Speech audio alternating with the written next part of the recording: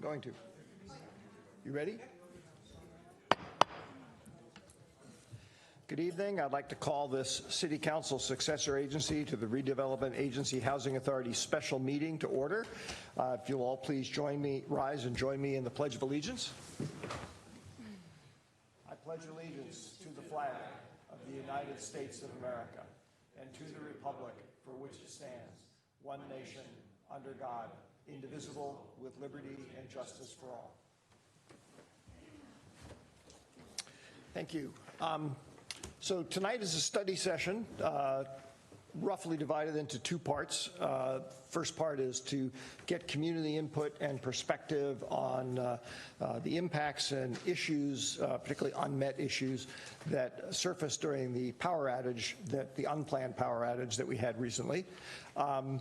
And then this will also involve, after that, discussion amongst the council in terms of what direction we wish to give staff for future items to come back after further study. So we will not be taking action on anything tonight, but this is sort of laying the groundwork to take action in the future.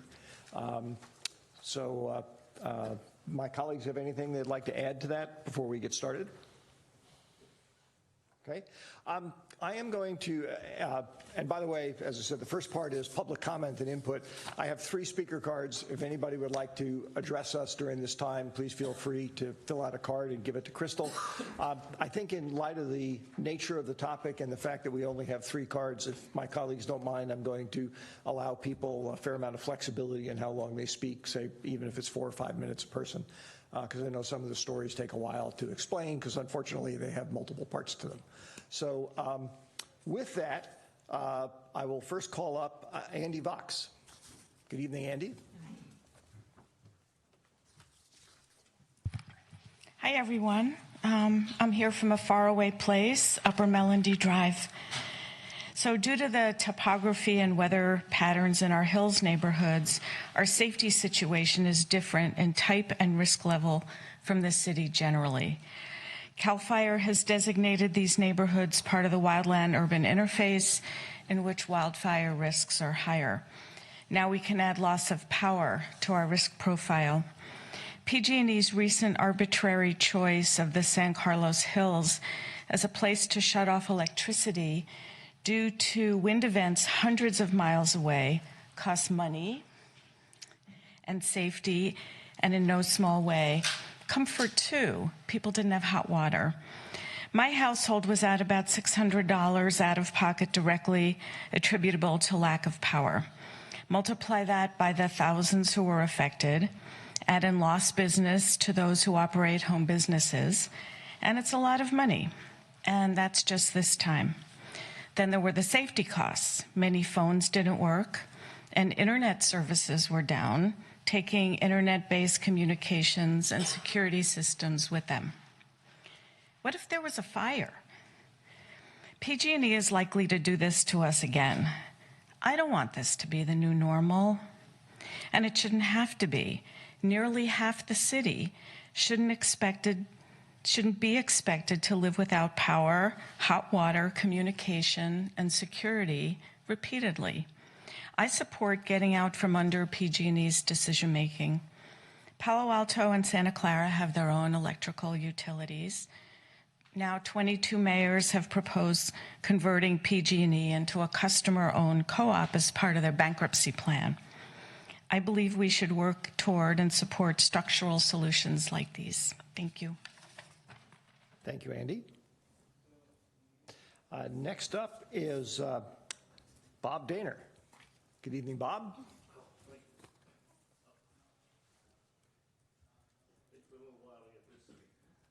That's quite all right. I won't start the timer until you're there.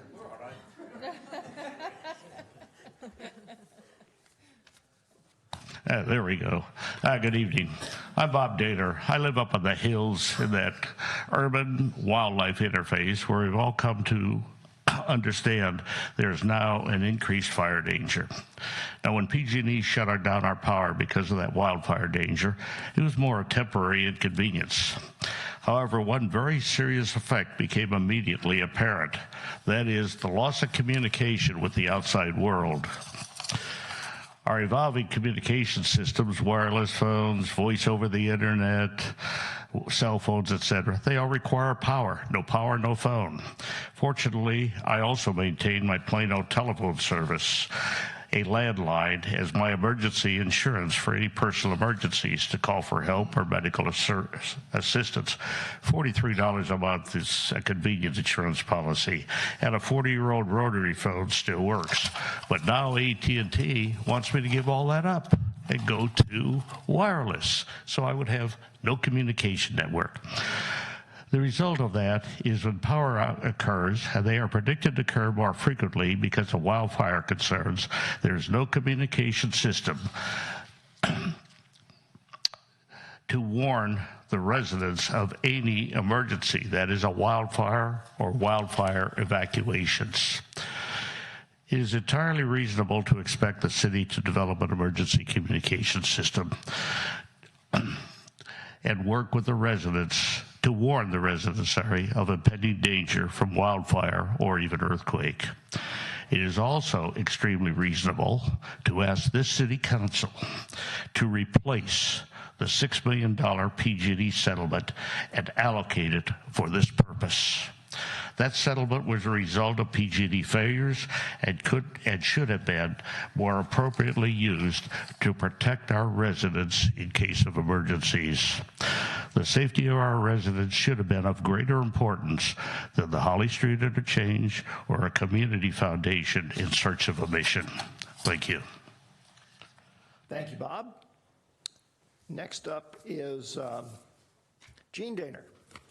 And by the way, for the folks who have joined us since we started the meeting, and if anybody would like to address the council, which I encourage you to do, please fill out a speaker card and give it to Crystal. Good evening, Jean. Thank you. I'm Jean Daner, and I'm a 42-year resident of San Carlos living in the hills. 38 hours without power. It's an eternity.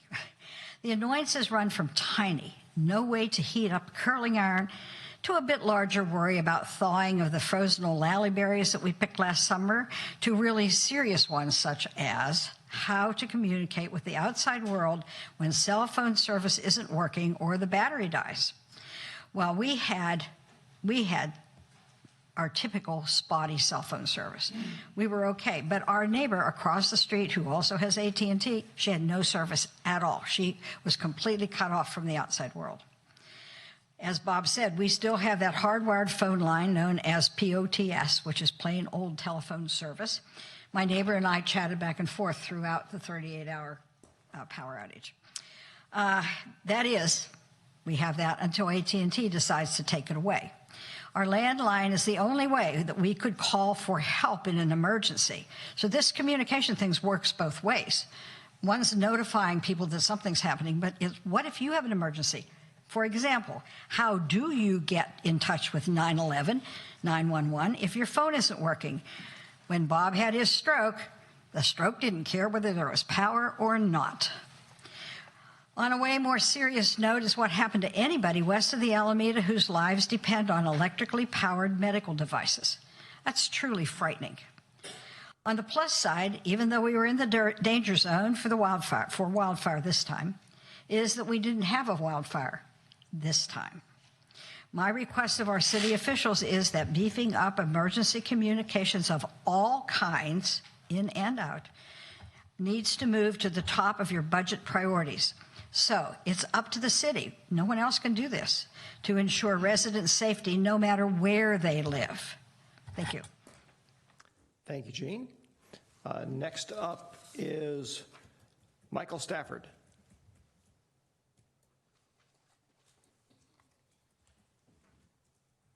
Thank you, Mark.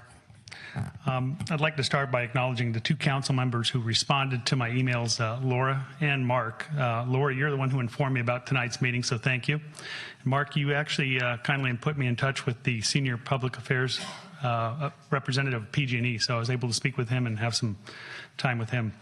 But before I go forward, I'd like to state a few facts about our friends at PG&E, just to give perspective on the kind of company they are. PG&E is the largest investor-owned utility company. According to the U.S. Department of Energy, at the beginning of this year, the average electricity rates in the U.S. market was at 10.48 cents per kilowatt hour. California pays the 5th highest electricity rates in the U.S. They average at 19.96 cents per kilowatt hour. Our electricity rates are amongst the highest in the country, and for a more local comparison, PG&E electricity rates are on average 35% higher than those of Sacramento, Roseville, and Turlock Municipal Power. Coupled with that, PG&E has a long and storied history of issues. As many of you recall, in '96, PG&E was found guilty of the Hinkley underground water contamination, Aaron Brockovich, where PG&E dumped 370 million gallons of chromium-tainted water into unlined wastewater spread ponds around the town of Hinkley. In 2010, San Bruno power lines exploded, resulting in a loss of 8 lives, leveling 35 homes. The state of California investigators found that PG&E was responsible for 12 fires that together killed 15 people in 2017. In 2018, last year's Camp Fire, the deadliest in California history, killed 85 people and razed the entire town of Paradise while destroying 14,000 plus structures. PG&E was deemed responsible for more than 1,500 fires between mid-2014 and the end of 2017, which is more than one a day. This doesn't include the recent Sonoma fire, which appears to have been sparked by a downed jumper wire on a PG&E transmission tower near the town of Geyserville. The fire which followed has covered more than 76,000 acres. On October the 9th, PG&E preemptively cut power to 738,000 California households, leaving more than 2 million people in the dark, many of them for days, some without warning. And I don't know if any of you saw this, but on October the 18th, PG&E CEO Bill Johnson told state regulators, his company is working to make forced power outages unnecessary, but the goal could take 10 years to accomplish. Imagine what this means. According to public documents obtained from California Public Utilities Commission, over the last 17 years, $246 million meant for underground city and county power lines was left unspent. PG&E also diverted more than $100 million more into bonuses for executives and non-employee directors. This summer, it was revealed that PG&E had planned to reward its executives with more than $16 million in bonuses. So this is where we're at today. We have money that's earmarked and was left unspent for underground power lines, a company that planned to pay executive bonuses last summer, higher electricity costs than the rest of the U.S., and ongoing power outages for a predicted 10 years for some. Does anyone here feel like the public utility cares about San Carlos and our community? On October the 27th, Silicon Valley Congressman Ro Khanna and San Jose Mayor Sam Liccardo made a public request for state ownership of PG&E, and I think somebody just talked about another 20 mayors. I'd like to request the City of San Carlos City Council members to vote on a decree for the state ownership of PG&E. And if approved, I ask that you send this resolution to Governor Gavin Newsom. Thank you. Thank you, Michael. By the way, just as a comment on your last point there, at the meeting last night, actually, the council did give staff direction to prepare such a letter. Okay. Next up is Ken Castle.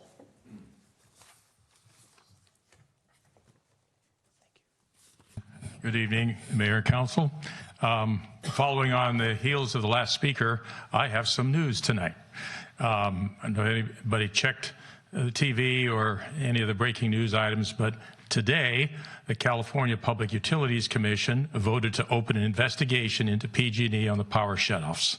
And this was after a number of speakers had discussed some of the issues that were involved. A number of city mayors and others had called on that. So we now have an official investigation that's being launched. Number two, yesterday the federal court approved a $3 million settlement for the city of San Bruno. You're patterning the foundation that you voted on last night after San Bruno. Here's one to pattern after, what the city of San Bruno is doing. $3 million is going to go into a major wildfire mitigation project in Crestmore Canyon, which is a canyon that was adjacent to the neighborhood that had the the natural gas explosion. What they're going to do there is they're going to put in fire hydrants.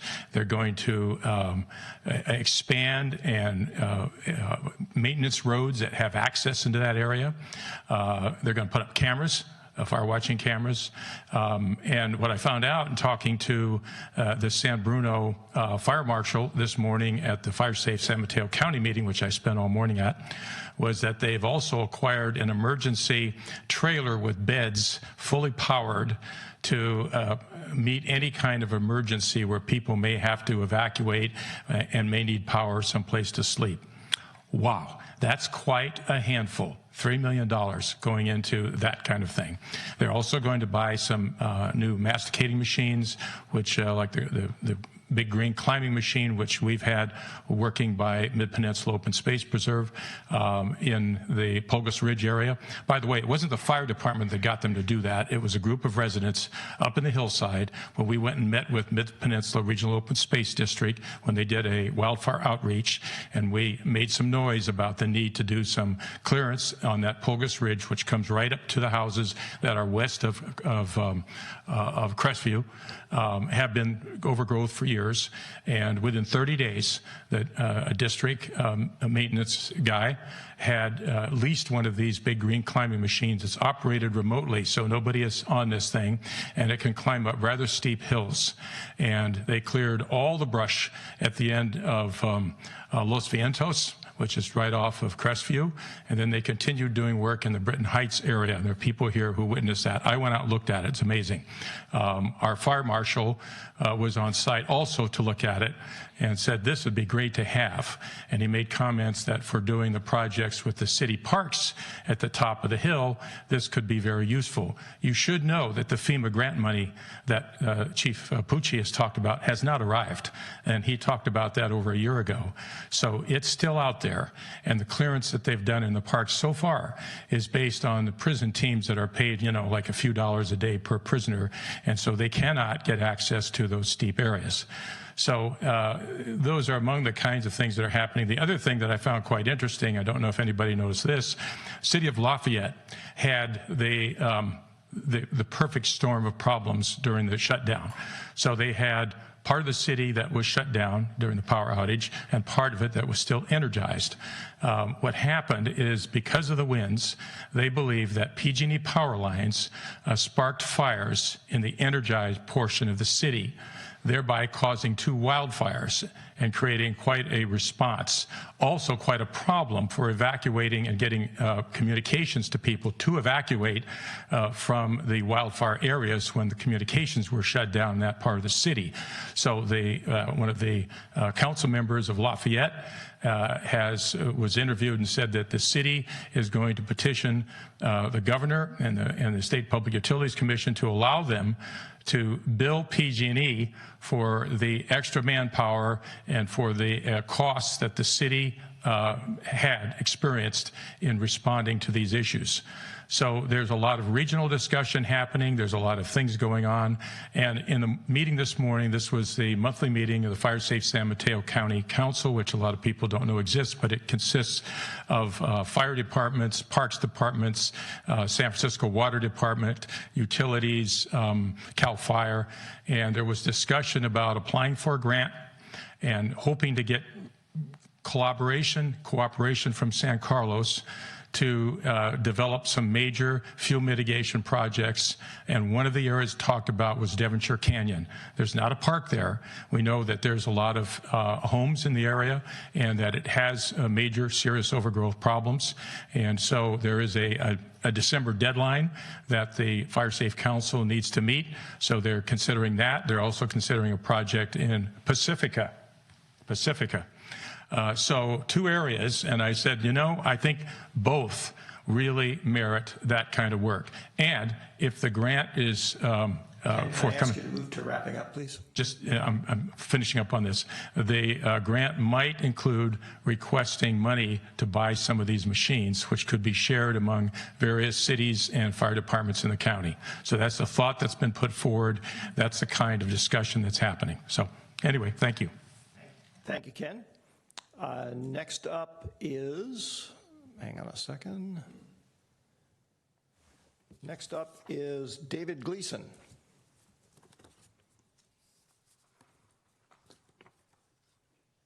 Good evening, David.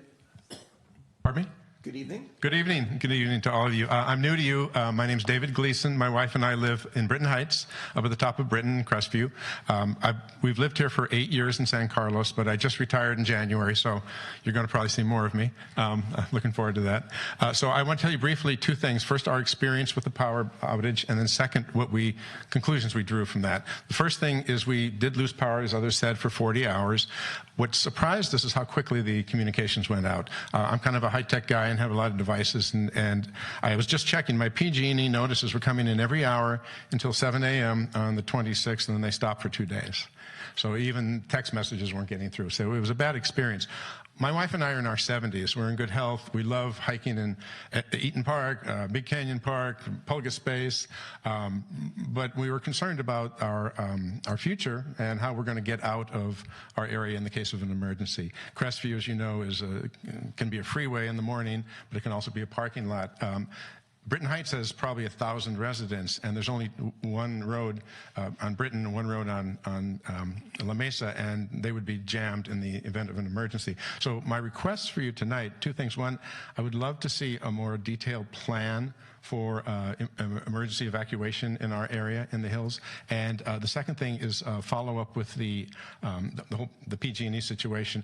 I know that a lot of the ideas are long-term, something a little more timely. I've met Ken and some of the others. I've been going to some of the Pulgas Open Space meetings. We live right on Pulgas Open Space, so we're very aware of the fire risk there. Gotten to know them. I've been going to the fire safe meetings. So anything we can do to mitigate fire in the short term. Like Ken, I went down there and talked to some of the guys in Pulgas when they were working.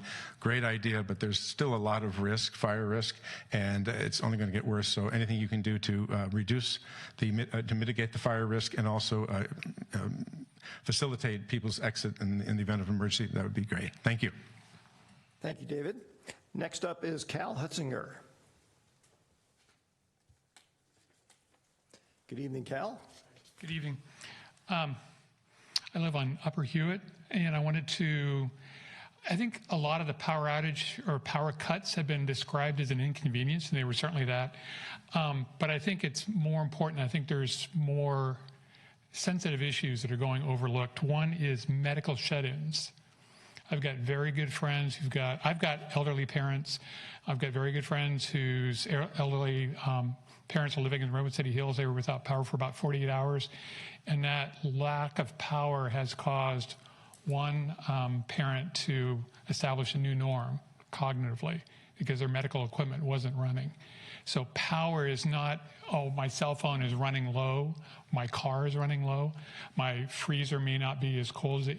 Power can be life-threatening, and I think that's getting overlooked. Cell phone towers.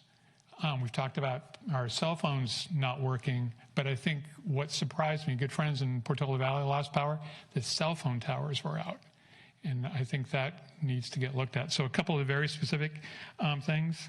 Evacuation centers should be established that not only can you get a cup of coffee and charge your cell phone, but ideally have access to people who need power for medical reasons. Power for medical reasons. Powered wheelchair, very simple thing. Dialysis, whatever it might be. We've heard a couple of people say evacuation plans. I think that's critically important in case there happens to be a fire. Hope to God there isn't. Cell phone towers. And family members in the East Bay found that when they went to their local police and local fire departments, they had no knowledge. And I would really hope that we can continue to be a city of good living and work with our police and fire departments to assure that they have up-to-date information that's available by phone, but also on their website. Thank you. Thank you, Cal.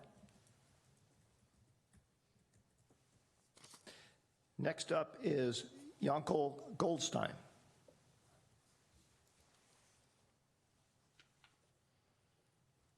Thank you.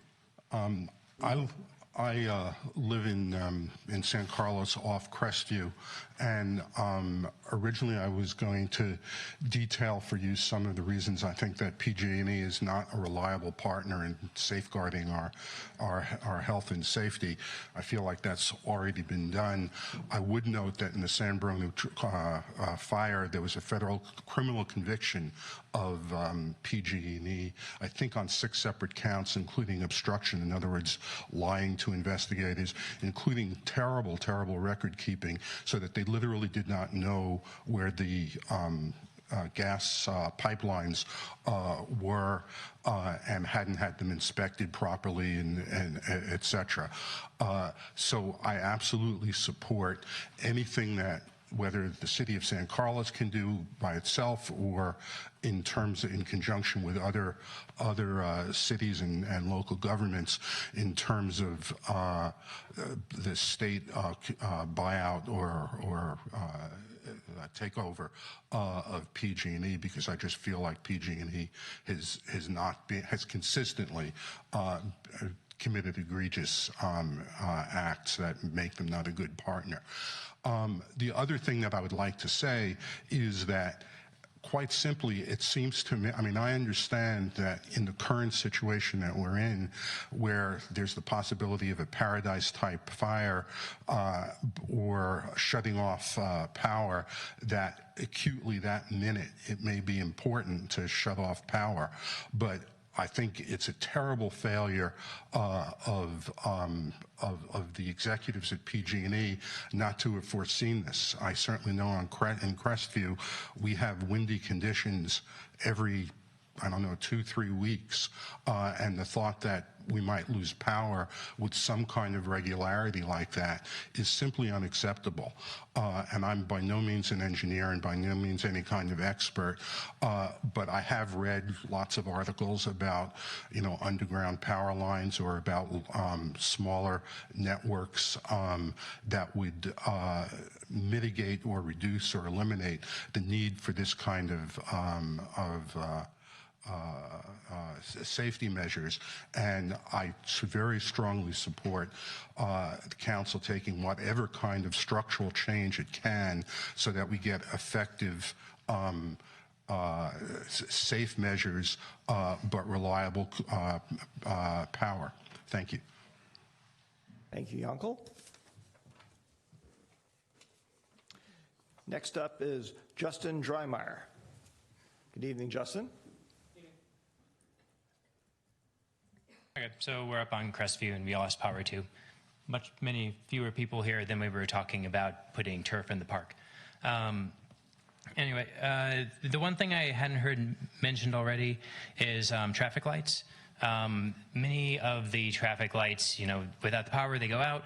And there was a deployment of stop signs. It was delayed, even though there was a, knowledge of the power outage. It seemed like maybe we need to have backup power and traffic lights so that they will flash long enough so that we can deploy temporary stop signs, because people just forget about these things when they come, especially in the dark in a windy condition. So that's it. Thank you, Justin. Is there anybody else who would like to address the council? Okay, thank you. We'll move on to, at this point, council. Actually, I guess we do have a staff presentation, which we'll get to in a second. Just as a sort of brief personal note, since Ron and I were both on the council when the Line 147 problem happened with PG&E, I certainly understand how people feel about PG&E. I have often said to people, the only part of PG&E I trust to function properly is the marketing function, the marketing department, because they're very good at telling me what they're going to do, actually, and billing us. I guess the billing department works well too. So definitely understand that. So Jeff, who is doing the presentation tonight? Good evening, Stephen.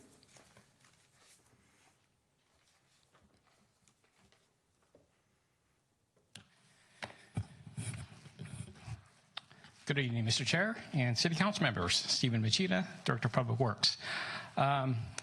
really excellent comments that we heard from the public, and certainly I hope to address some of the comments or some of the concerns that we have in the presentation. But with me for tonight, I also have the Administrative Sergeant Jake Trickett, who will also be presenting, as well as the Deputy Fire Chief Jeffrey Bolton.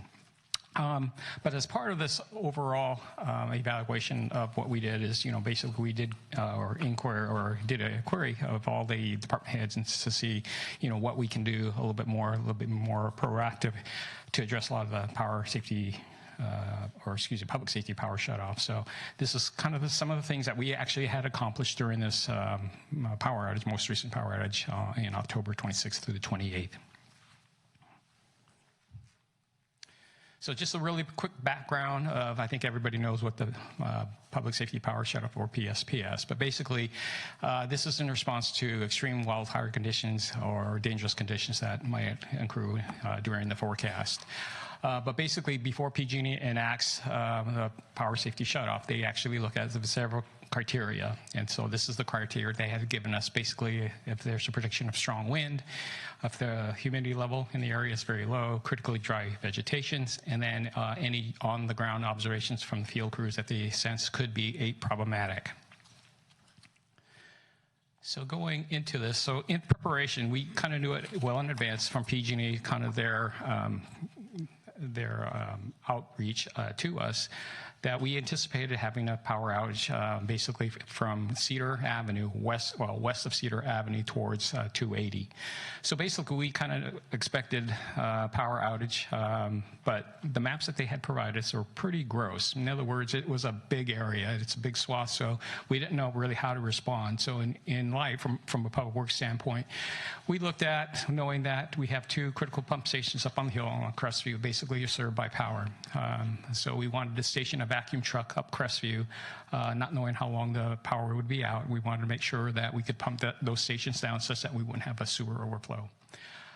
We also prepared and stationed barricades with stop signs at all our traffic signals, especially the ones along San Carlos Avenue. However, we did not actually set them out because at the time we went out, the power was still functioning and the traffic signals were still in operations. But we did have somebody monitor the condition of the signals, and it's from my understanding from my staff, none of the signals along San Carlos Avenue actually went down with power, so we did not have to set out the barricades. I need to just interrupt you on a point of fact, because I drove up San Carlos Avenue when the power was out, and the light at Cedar and San Carlos Avenue was dead. And I know that because I went up all there, and I forget whether I called the police or whether I called Public Works, but I did report that. So at least that one did not. The other ones did, but that one did not have power. And so in regards, and certainly we'll follow up onto that, but in regards to those, we were prepared to actually, once we determined that the signals were to go down or were to lose power, we would actually set out the barricades with stop signs. In regards to the gentleman who had indicated about the traffic signals, whether they have battery backup, most of the newer signals will have battery backups. However, many of our signals are actually the older style, and so some of the battery backups really didn't exist when those stations. So one of the things, and we'll get more into it in my presentation of, what I'd like to do is take an inventory of all our signals and actually upgrade the cabinets as well as the signals for kind of backup battery power. And then, but to continue on that vein, what we also had the contractors available, and we had them prepared, ready to install generators at any critical traffic signal that could actually power those signals until the full PG&E power was restored.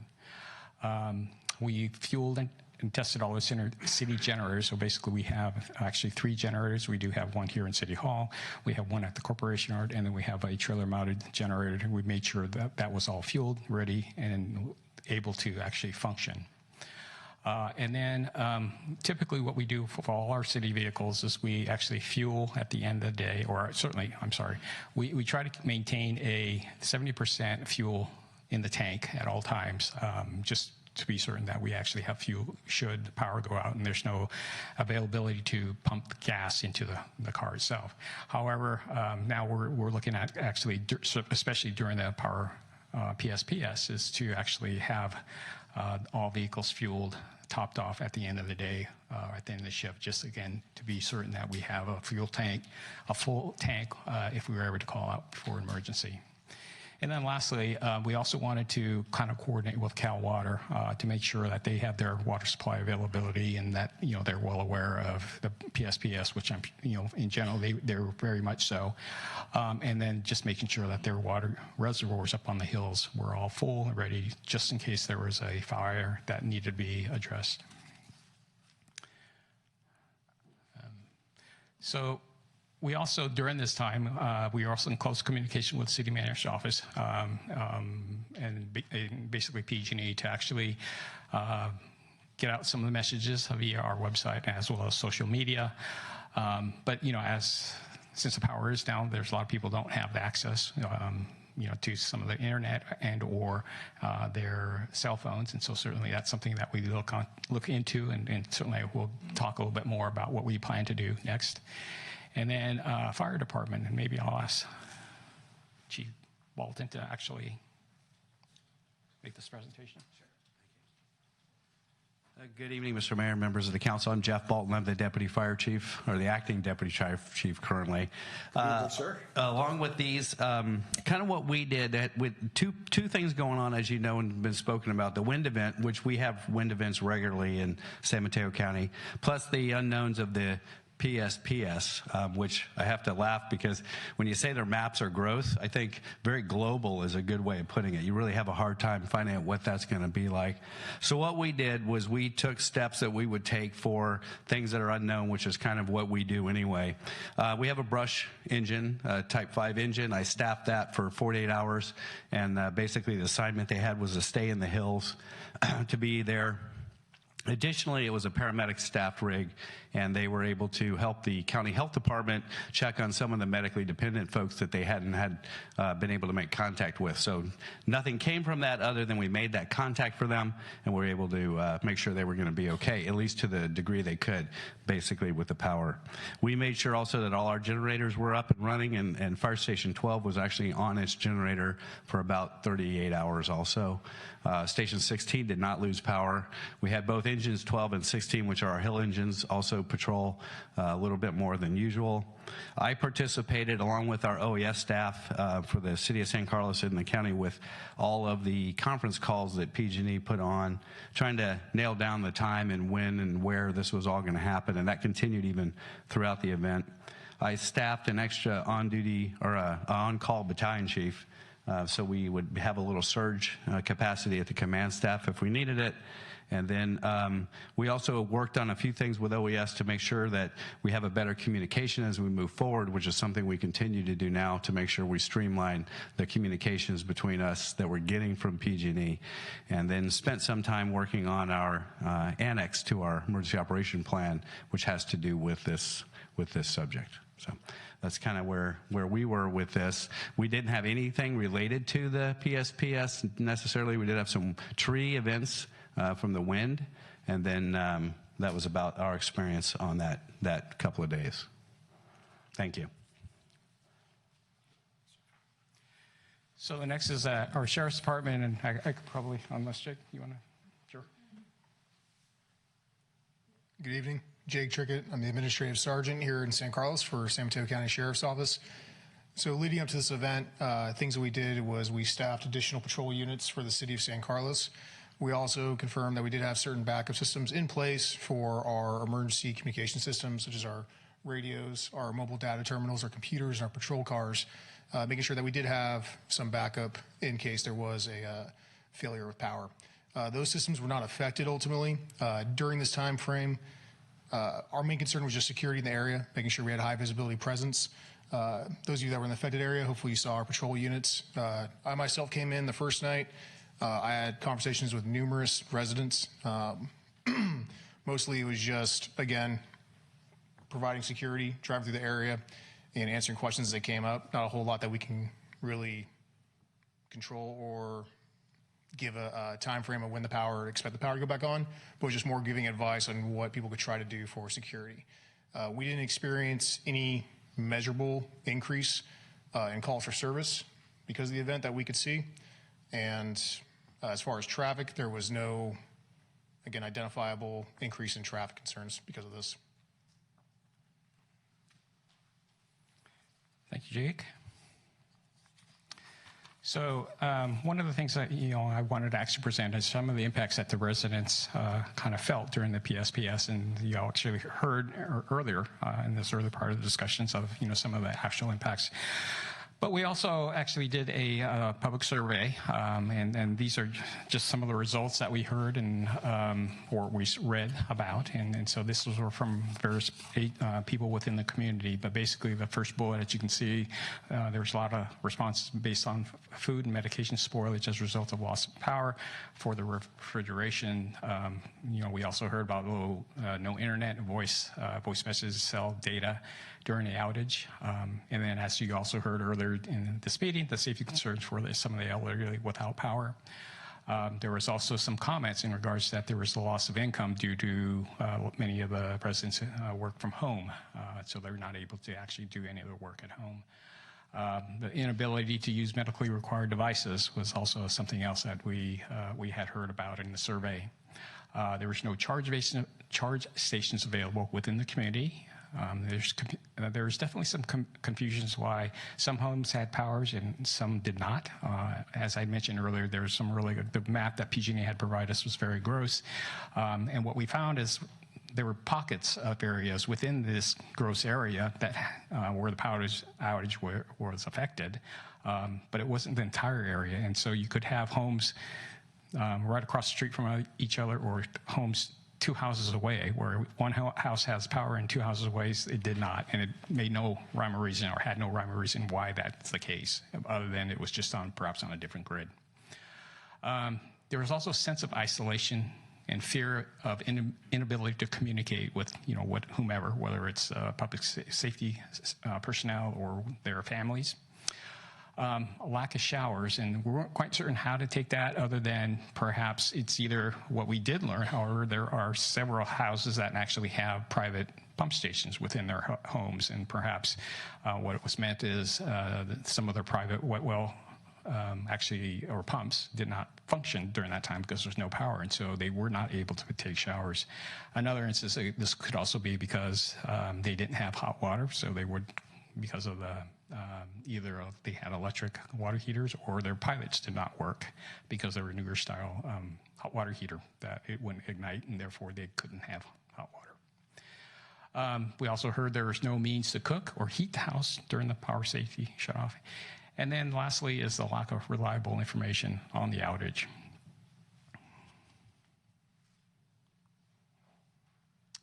So some of the planned improvements, and this is what I kind of stated earlier, and some of these items are actually currently in our CIP. We were talking about installing some transfer switches at the pump station. Oh, by the way, I forgot to mention, I think at your dais you do have copies of the survey, and so that's essentially the information we took to prepare that slide. So. Going on to this slide, as I mentioned, we have some installing generator transfer switches at the various pump stations. I think originally 2 years ago we had prepared or proposed to actually install transfer switches to all of facilities, so pump stations as well as the 3 facilities. This would be the adult community center, as well as the library, as well as the youth center. However, upon further discussion with my staff and actually thinking it over, one of the things that I really feel is probably a more prudent thing to do is actually install permanent generators at these 3 facilities for the reasons that, number one, is that it's a little bit easier to maintain.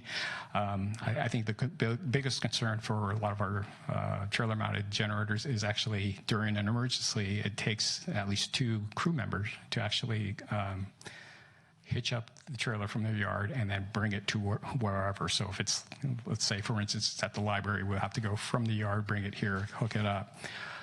And then once we actually hook up that generator, it's pretty much that's what it's going to be used for. We're not going to disconnect it and take that generator elsewhere, because basically we made that determination at the library, or whether it's the ACC or whether it's youth center, that it's going to be powered for whatever reason, whether it's a power safety shutoff or just for the community, or whether we might need to use it as a shelter. So what I'm proposing to council, or what I will propose to council during our budget session, is actually convert this current project over into maybe some permanent mounted generator for these 3 facilities. So that kind of covers the second bullet. We're providing charging equipment for electronics at the City Hall, Library, and Youth Center. And so what that really means is really probably having tables and some power strips available at these 3 centers when there is a call for a PSPS, where the public can actually come to, whether it's a City Hall, whether it's library, whether it's ACC or Youth Center, and they're able to power their personal electronics, so it's cell phones, tablets, what have you. They could actually be there if they need just to rest and kind of regain. They could get some water if it's really hot, and it gives them ability to actually power up their personal devices. I also mentioned we wanted to conduct an inventory of all and upgrade of all our traffic signal for emergency power. Basically, most of the newer style traffic signals all have battery backup, and basically when power does go off, it goes to power on the batteries, and typically what the traffic signal will go what they call flash mode. Basically, it's a blinking light. Usually the battery will last maybe 3 days, in flash mode. So obviously, if the power safety PSPS lasts longer than that, then we may either have to go back to generator power or set out the stop signs. The one thing we do regularly is we do conduct regular load testing on our 3 generators. Basically, what that means is weekly we actually test the generators to make sure they run and start, and the fuel is actually not recycled, but it's used. But what we would also like to do is actually put it under load, just to make sure that it has the capacity to make sure to power the facility accordingly. And I don't believe we have done that for City Hall, but certainly that's something that I would like to schedule, just to ensure that we could power not only this building as well as our corporation yard, and those are the 2 facilities that have the permanent generators. We also, during this time, we also want to make sure we have standby equipment ready for deployment, and that's typically, that would include our emergency trailer that we have, our corporation yard. It has all the barricades, has emergency generator, a small emergency generator that we could use to power some power equipment. It has some pipeline, it has traffic cones for traffic control, and basically it's ready to be hitched up to a truck and delivered wherever you need to take it. We still want to continue to coordinate with Cal Water on their availability, just to make sure that their facilities are functioning and is ready for any emergency purposes if there is a fire that needs to be addressed, or actually a response for making sure that people have water during this time of the outage. We also are doing installing a new adult community center message board, and this is going to be on the San Carlos side, where it will be a changeable message board, but it'll be a permanent thing. And it's obviously, besides advertising some of the ACC functions, but it also could provide us the opportunity to message the community on various events and outages such as the PSPS. So this would be a permanent message board. However, it'd be one of the means that we could communicate with the community, as well as we want to work with our sheriff's department to work for the message boards that they have and they deployed, and you might see them around town, where it talks, or more recently it talks about slow down for school. Well, we could use those similar to station at strategic locations within the community to kind of remind people that there is a PSPS ongoing. And then I think one of the public members had mentioned the CPUC findings. Actually, what a lot of these improvements that we were planning to do, we were kind of curious to see what the CPUC was actually going to be doing to PG&E in regards to, if this is the new normal, and certainly we hope that's not, because this is really not acceptable from our perspective, and it is not something we would like to use our money or funds and efforts, to something more positive and than to kind of address kind of more a reactive condition. So I mentioned earlier, I was able to query a lot of our department heads in regards to, what we can do for PSPS. And so, see, there's some of the bullet points that we kind of came up with were basically the city manager's office, they would actually do a lot of the messaging as far as what kind of message we send out, and that would be via our message boards or social medias or any other media that we might use to get the message out. And then coordinate all the department's responses to the PSPS. The Parks and Rec department, they would actually, since the youth center,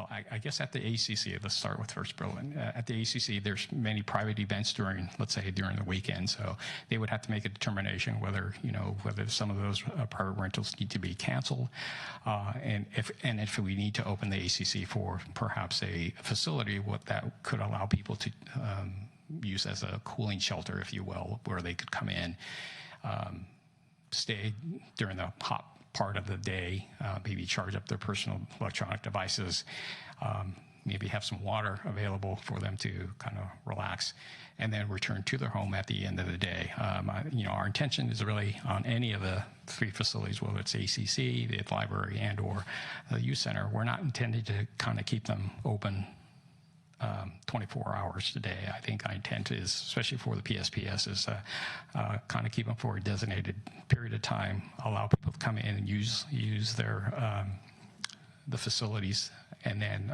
hopefully during the evening time they return home and go back to their residence.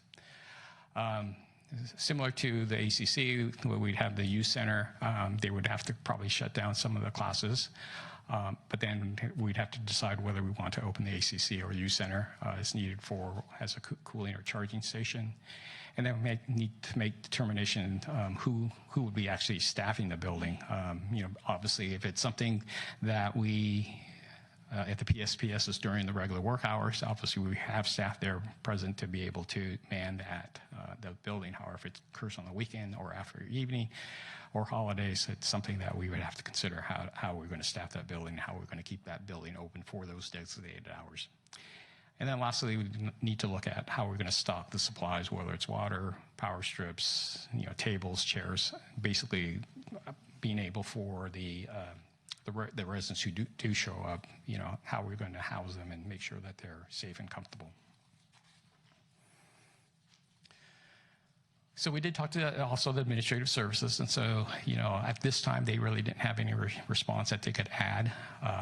In the public works, very similar to what we did prepare for the October 26th. We wanted to station our vacuum truck to make sure that the two pump stations were being addressed so that wells would not overflow. However, once the transfer switches are installed at those two stations, we could possibly site a generator there at the location, for pumping down, so that we wouldn't have to site the factory truck there. Similar, we have all our barricades ready to go with stop signs, probably placed at various signal locations, ready to be set out should the power outage affect those signals. We also wanted to have all our contractors aligned and ready to be available should we ever call them for, whether it's a traffic signal or something else. We would issue updates from PG, or we receive issues from the updates and actually supply that information over to for the city manager's office for actually distribution. Similar, we would to our earlier slide, we would fuel and test all the city generators, fuel our vehicles, and then also coordinate with Cal Water.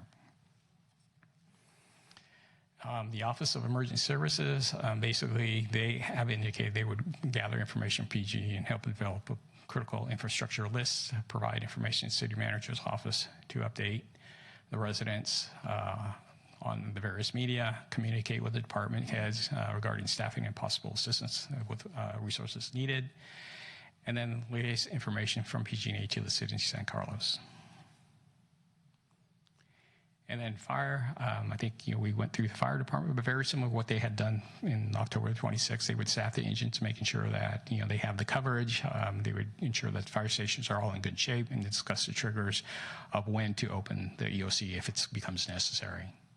Similarly, the Sheriff's Department would do very similar. They would add additional pros throughout the event, just ensure that we have coverage so that if there is an emergency, they may respond very quickly.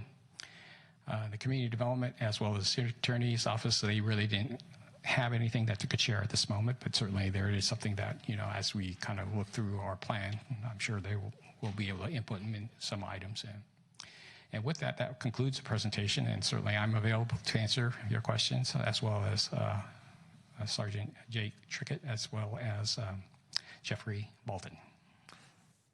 Thank you, Steve. I'm sure there will be a bunch of questions. I know I have a bunch. I'm going to exercise a prerogative here and just ask one of a sort of general nature. It occurred to me as we were going through the presentations and the comments from folks. When we set up this meeting, I neglected to think about whether or not we should invite representatives of the school district here as well. And so the question I have for you is, to what extent has staff had interaction with the school district, both the San Carlos Elementary District and the high school district as well, but particularly the San Carlos district, since they have a number of sites in San Carlos that I can imagine in some situations could be really useful emergency sites. But have we talked to them at all about this? Have they approached us? For this last event, no, we did not. I think we were kind of in the reactive mode, and what we really are trying to kind of see what, how we could actually sustain. But certainly your point is a good one, and it is something that we probably do need to talk to school district to see what any facilities that they might have available that, could be useful for not only for the city and the community, but perhaps we have other facilities that would assist them as well. Or just occurs to me, we might, if they were as a trade-off, we might be able to provide them with like emergency generators or something if they reciprocated by giving us access to the site under some conditions. All right, well, good. Thank you for that. With that, we will open it up to questions from the dais. Obviously, questions can also be opportunities for people to make comments and whatnot, but I'm sort of visualizing that we'll do mostly Q&A and then move into discussion so that we can give staff direction for future actions. So who would like to start off? Adam. Thank you, Chair Olbert. I actually want to see, too, I know the County Office of Emergency Service has some folks here, too. I don't know if they had any comments on what, I'd be interested in kind of what they saw. I don't want to put you on the spot, but if you're willing to share a little bit about kind of your experience with that, with the shutdown and any sort of specifics that the county did. Or you can be in listening mode. I don't mean to put you on the spot, though. Thank you.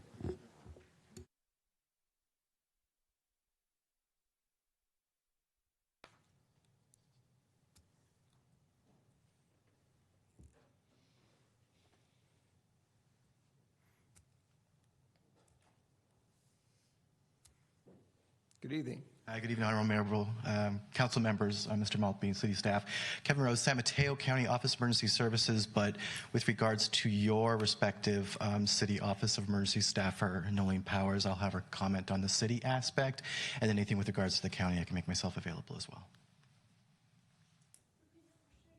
I guess I'm just curious sort of kind of what the county experience was and kind of what support services they had in place that would look at potentially providing for us in the event of, of an event happening other than the shutdown, if there was some sort of actual emergency. So during the entire event, I was actually at the county EOC, helping assist the whole county OES staff gather information and be able to liaison this information out to the city of San Carlos. So I was in good connection with the city during the event and emailing them updates as soon as possible. I'm going to be moving forward with trying to create a template to go along with the EOP and the emergency operation plan and an annex to the public safety power shutoff, and try to get a quick checklist and a guideline for the city of San Carlos to make sure we're all on the same page and coordinate resources and moving forward. Great, thank you. And, Can I ask you, before you step away, a follow-up question? So did you either directly or indirectly? Did OES get any reports of particular problems and whatnot that may not have been from within San Carlos, but that were triggered by the power outage that we ought to be aware of for our thinking? I'll let Kevin answer that Okay. question. Thank you. Great, and thank you, not because home team, but you do have a very strong champion in Nolan Powers here with the Office of Emergency Services, so I appreciate your continuation in recognizing the need of this, and of course the public safety power shutoff, showing what holds within the future. Unfortunately, we had a total of 4 public safety power shutoff events for San Mateo County. The 4th one was not activated. The first one was October 9th, impacting the towns of Portola Valley and Woodside and Half Moon Bay along the coast.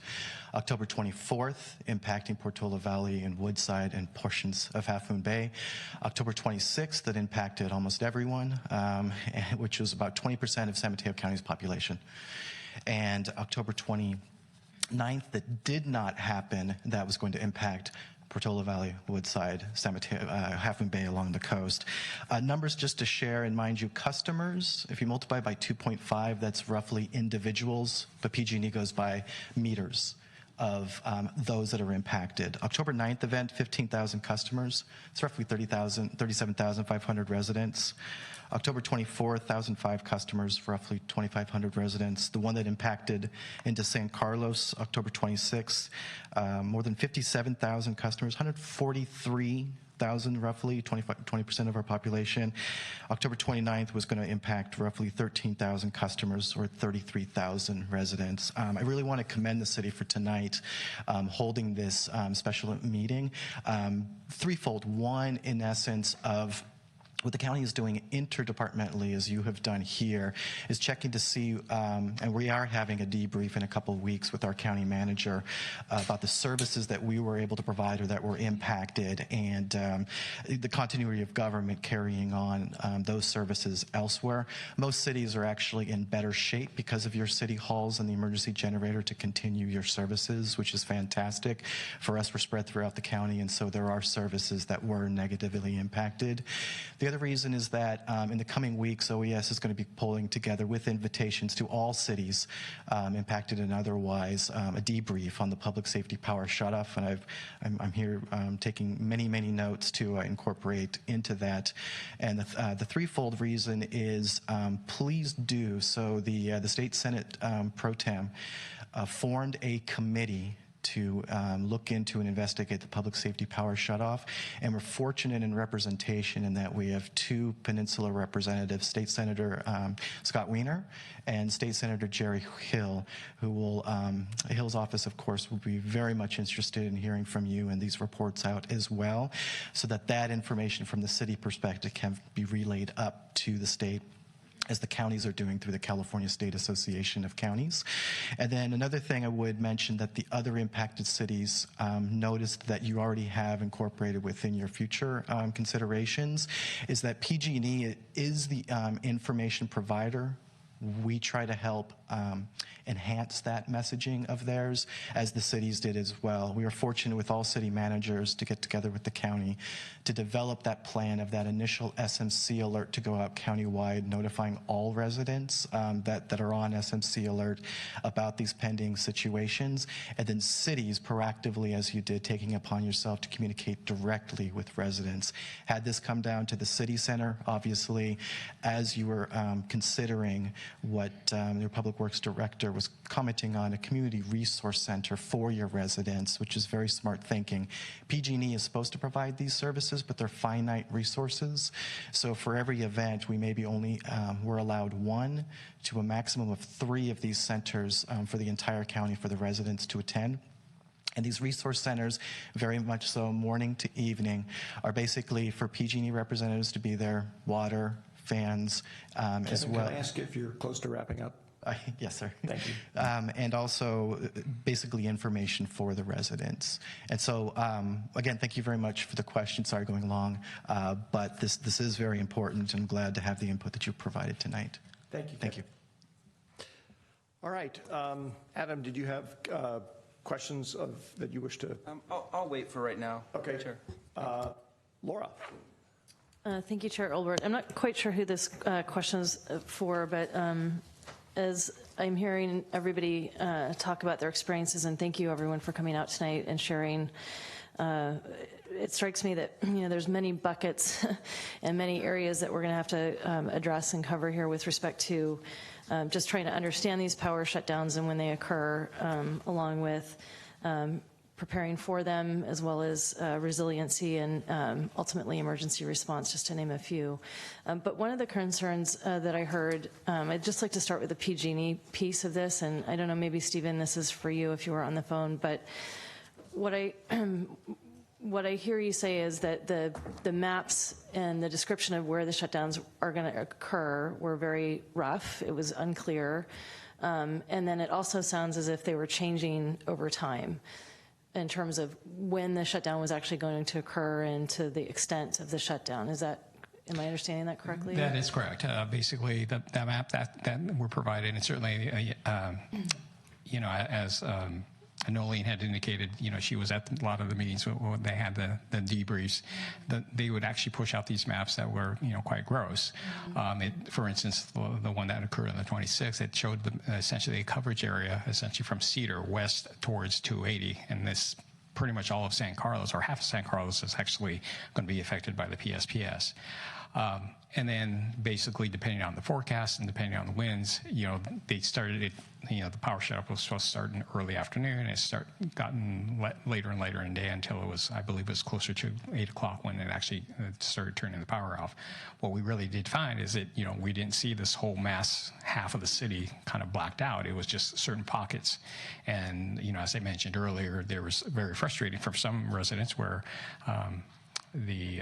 some areas were actually had power, and it's just like we're right across the street from somebody else who actually was out of power. So it's just really not knowing exactly, even though I was located in that location that was scheduled for shutoff, I still had power, whereas my next door neighbor did not. Right. So it sounds like what I'm hearing you say is that due to the kind of lack of specificity from PG&E and the changing timeline, it was difficult to prepare properly. Right. The other thing that I observed is that their website went down. Yes. And it was difficult to access information. Do we know, moving forward, if they plan to increase the precision with which they plan to do these shutdowns and make their website more robust? From what I understand, they have made their website a little bit more robust, so you can access a little bit better. I have heard that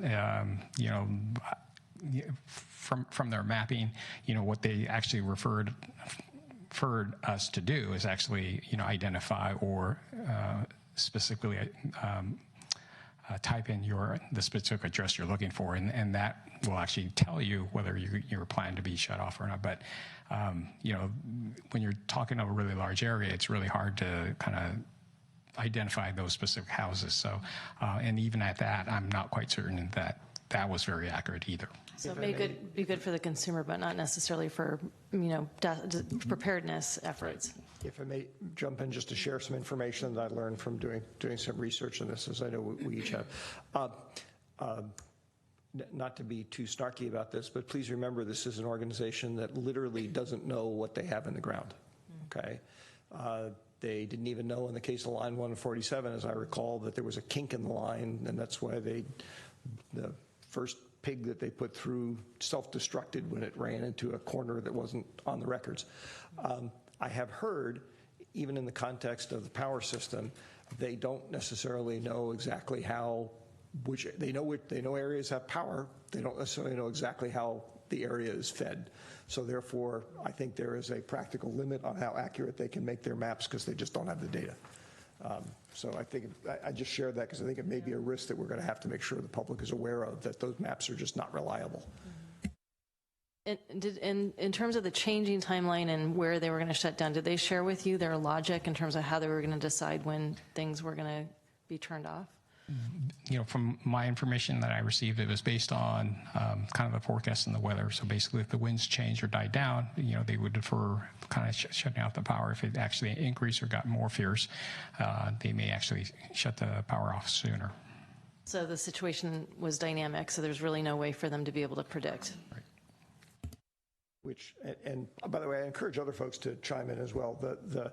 I thought that was a really good question he asked, and part of what that highlights for me is the importance of, they were making changes that they were expecting us, no doubt, to be able to communicate to our public, but at the same time, we don't necessarily have a system for communicating, particularly when things are down. Yes. Okay, which is a challenge we're going to have to address. Ron. Thank you, Mark. Just a couple of comments and then some random questions, and I'm not sure who answers them, but I don't want to speak in PG&E's defense, but it seems to me that this is a new thing. I mean, until now, we didn't have power shutoffs. So we're sort of at the infancy of what could become a new norm. And so it's not clear to me whether or not PG&E had any clear plan at all to notify people, which leads me to my first question, which is, who exactly does PG&E reach out to? Does it OES? Is it us? Is it you personally? I mean, who picks up the phone and who calls who when there's going to be a shutoff? There's a series of chain. Certainly I am on that list, and certainly I do receive many of the emails or emails or communications related to when they anticipate or when they forecast a PSPS to occur. And that's going to be based on kind of the weather forecast, winds, and as I mentioned earlier, the humidity. But it also goes to all the safety personnel, the Office of Emergency Services. They get this information. And in fact, that's what essentially they did. Essentially all the fire chiefs will kind of get together and kind of look at and have a debrief of when the new information comes in and how does that disseminate and how does it affect their response.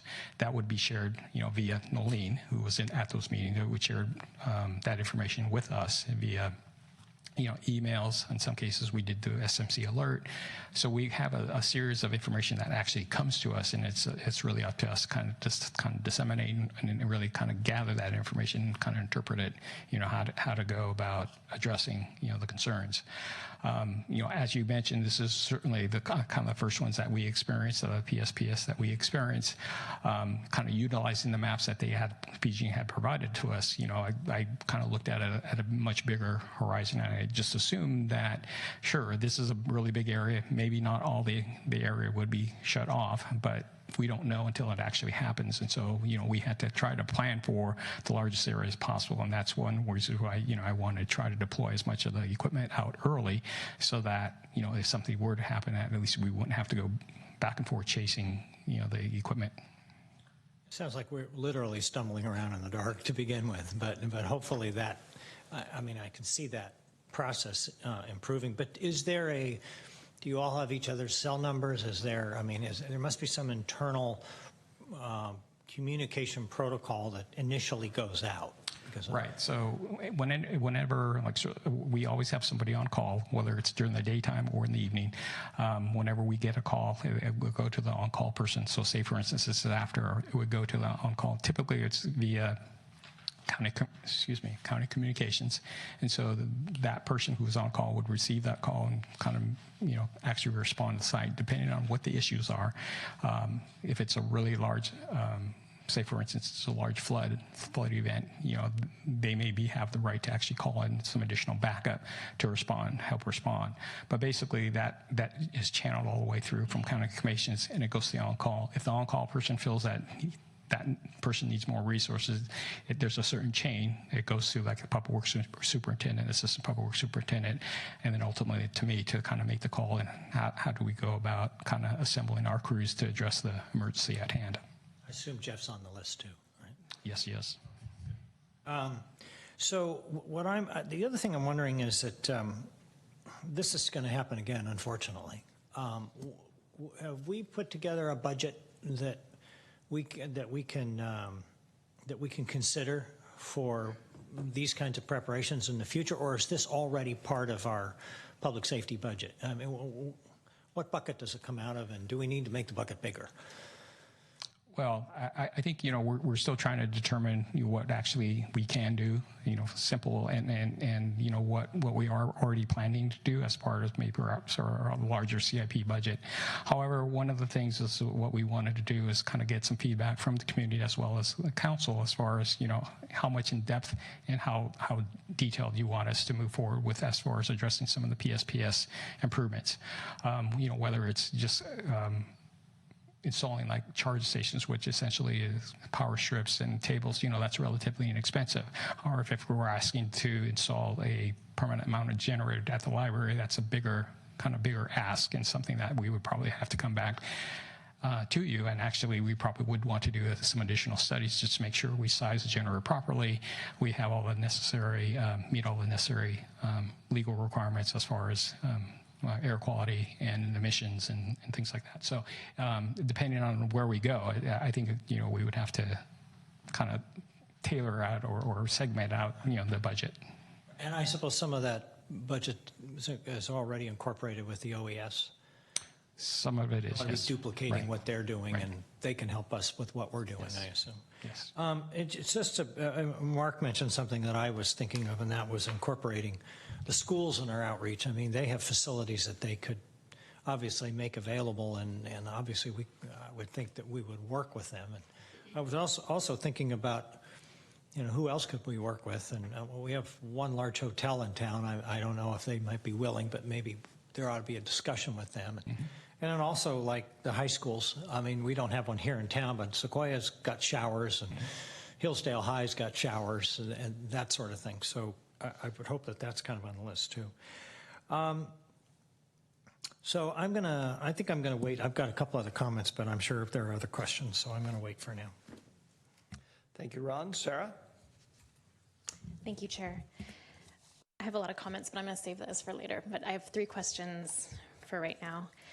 I think my first question is, we've heard a lot from the public tonight about communications and the fact that not being able to take inbound calls with information or have outbound calls if there's an emergency or a health crisis is it's a big problem, and it is inextricably linked with the safety of our community.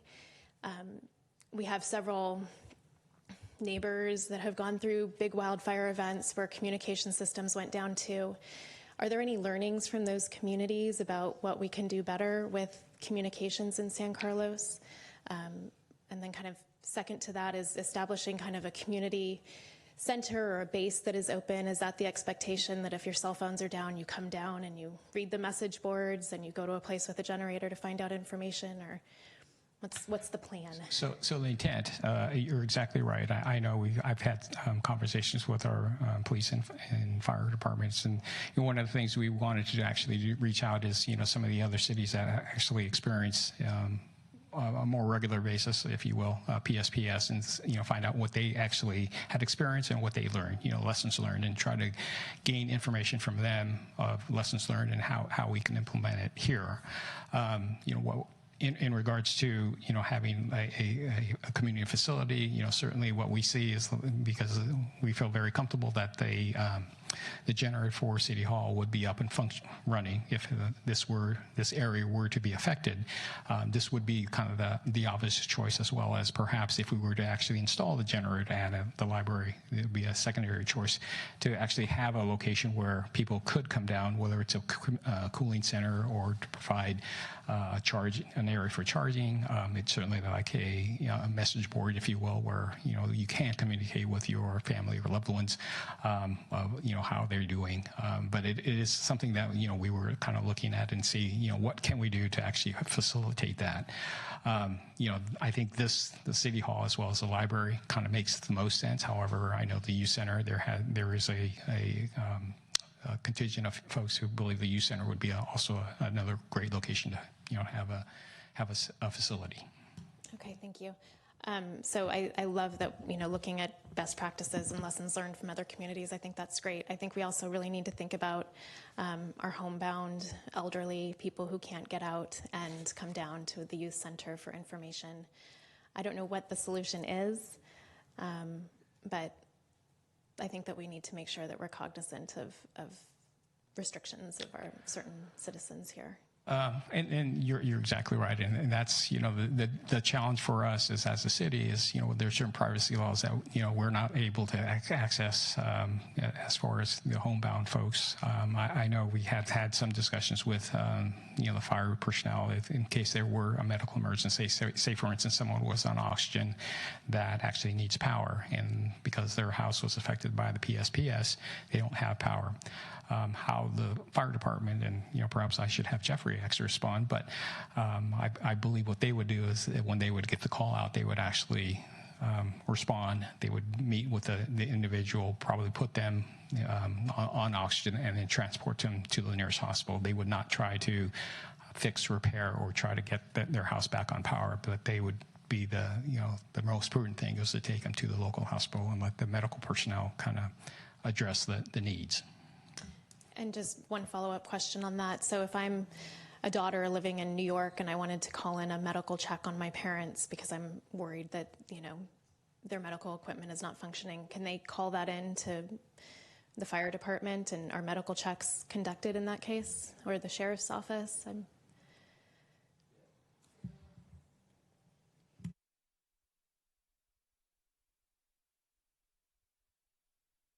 Generally, we do receive welfare checks for a multitude of different reasons. Sometimes it's a welfare check for someone's health, or someone hasn't checked in for a while. I think that part of that would be an education moment for the public. Just keep in mind that we understand that people are concerned of loved ones and family friends, but a number of welfare checks that could come in, it would cause our units to respond. Somebody could create a little bit of a backlog, and it's hard for us to prioritize what we don't know with a welfare check. A welfare check could be someone could be in danger. It could be just someone just doesn't have a working phone. It could be a number of things, but it would tie up units to go and check on their welfare. Thank you. And I had one final question, and then I'll yield my time. This has to do with generators. Thank you, Jake.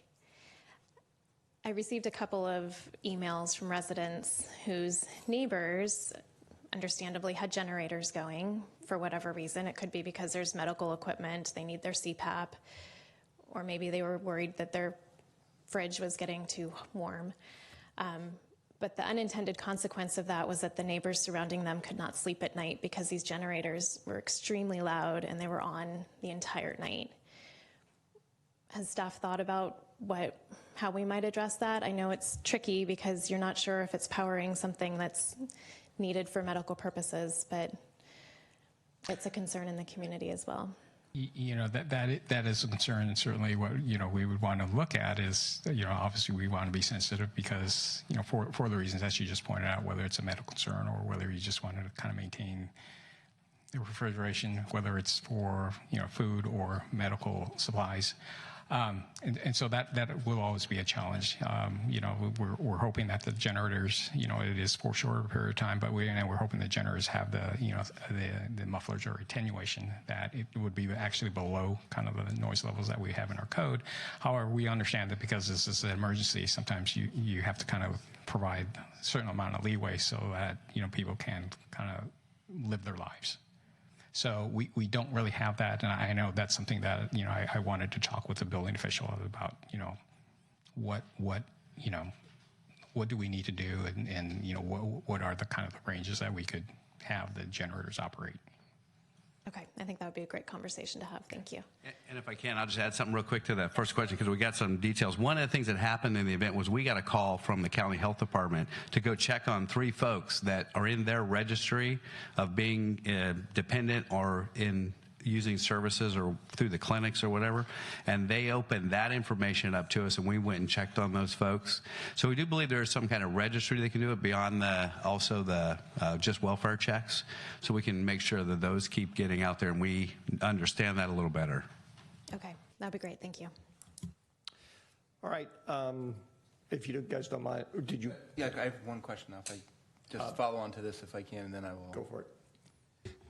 I'm just wondering if that's something we could do proactively. I know you sort of from a privacy standpoint, you can't necessarily go and require people, but could we, as part of communications and outreach, try to set up some registry that people could potentially inform us if they are on medical, or might want a welfare check in this kind of instance, so that we could sort of have a list that we can work off of versus just the county list, which might not get to us quickly. Is that something that's legally possible to do, or what we could do So, around that? Adam, could I jump in? So, A voluntary registry list. yeah, so I sit on the board of Peninsula Clean Energy, and my understanding, we had a conversation about this at a board meeting that followed one of the first events. And my understanding is that PG&E actually has a registration list, and they, as long as a customer signs up and lets them know that they are on medical assistance, then they have that list of people. But what I don't know is how up to date that is, and then what they do with that information.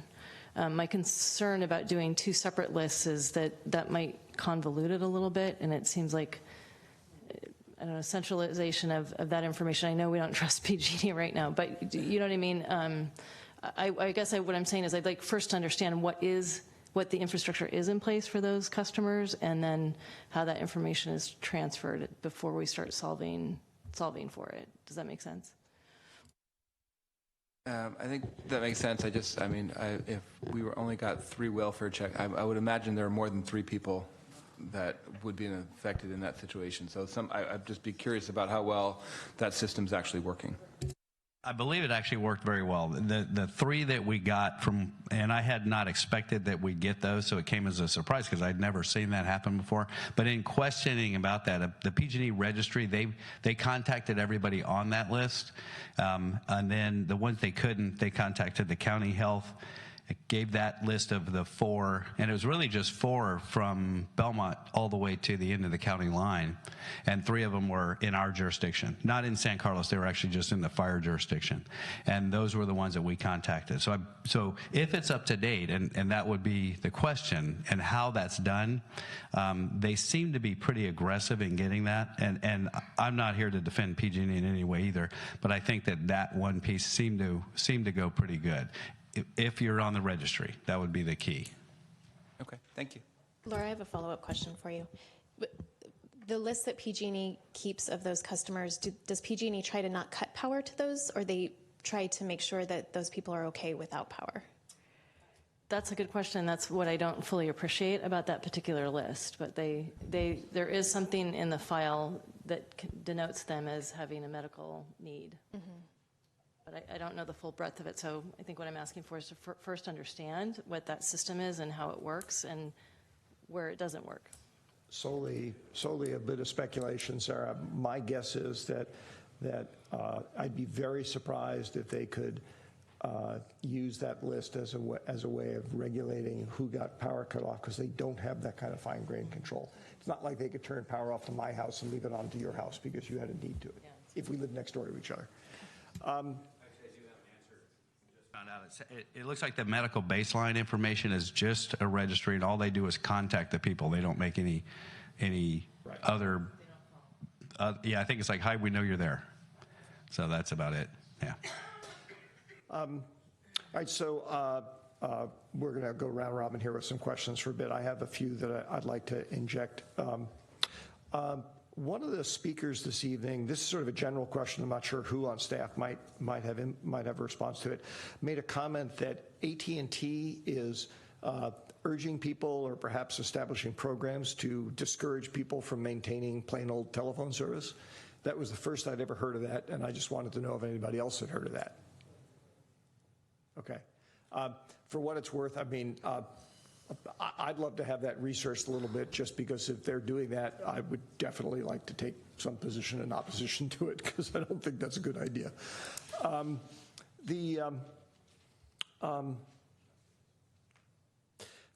This is probably a Greg or Jeff question, although Laura, given your role on their oversight board, you might know it as well.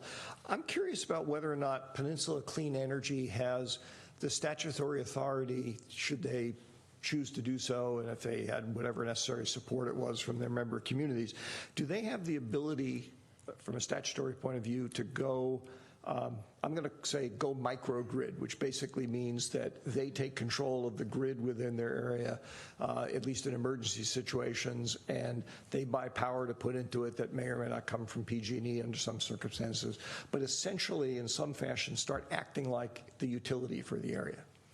I don't remember if that was part of the enabling legislation or whether that's like well beyond the scope of what was contemplated.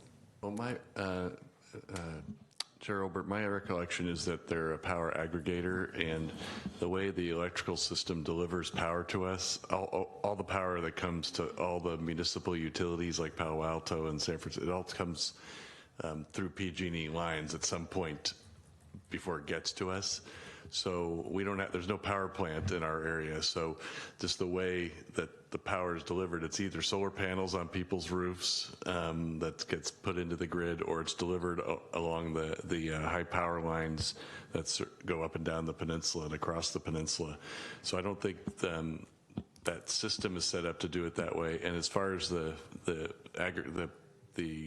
whether even if we had our own power, whether that agency could take over in an emergency, it would depend on what powers were delegated to it by the cities, and then the CPUC is probably involved somewhere in there too. That your sense as well? Yeah. Okay. But that may be, definitely sounds like a longer term thing, think about changing it. Question probably for Steve, but again, this sort of general staff question. When Laura and I were first talking about this, which led to our suggestion we have this meeting tonight, one of the things that we were, that had concerned us, in my case, it was an email I received from Jerry Ernst, a long-term resident in San Carlos. Various people have touched on in the course of commentary, and that is that it seems to me that a fundamental weak link in our entire emergency response system these days is the ability of residents and business owners who are, during an event, who are encountering a problem, be it medical, whatever, to contact the authorities. Because historically, when plans were drawn up, the only thing that existed was the plain old telephone service. And that tended to be, not totally, but my dad used to work for New York Telephone, and their mantra was, we're the last to go out and the first to come back. And having lived through some earthquakes in Southern California, I can attest to that. Back in the 90s, at least, that was true. The plain old telephone stuff lasted the longest, and it came back the first. But the problem is that's not what the vast majority of people use to communicate nowadays. They don't have that kind of landline capability, or if they do, they have a landline plugged into a powered phone, and if power goes out, the phone's dead. What are best practices in this area that maybe other communities have come up with to answer the question of how do we enable a random citizen in San Carlos who's suffering a problem that needs attention to contact the authorities? I mean, I suppose they can always find some, if they can, jump in a car and drive down to City Hall and show up at the police station, but that seems like a not very useful system. So I'm just curious about what other practices are being followed. Well, you know, that is certainly a challenge. And I think you're exactly right. I think probably in the older days, certainly when I was growing up, you know, the landline phone was had its own power, and, you know, pretty much it was bulletproof, and you could pretty much call anybody you want, and it was pretty easy to get through. I think with the advent of, you know, the voice over internet protocol, actually that has changed. And as I had heard that many instances, like where Comcast actually has bundled your telephone service, your internet, and your television, what have you, you know, once that goes down, everything goes down, and so you're not really able to make the phone calls, even though you might physically have a phone in your house that it's wired, and you think, well, why isn't it working? Well, because Comcast is down and you can't use your service.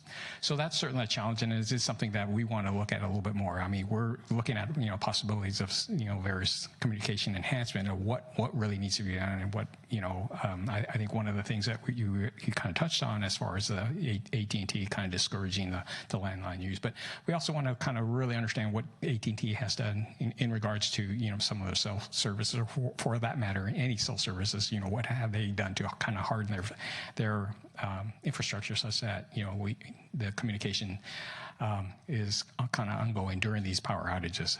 Do you know if are there any communities? I've had some discussions with Jeff about this.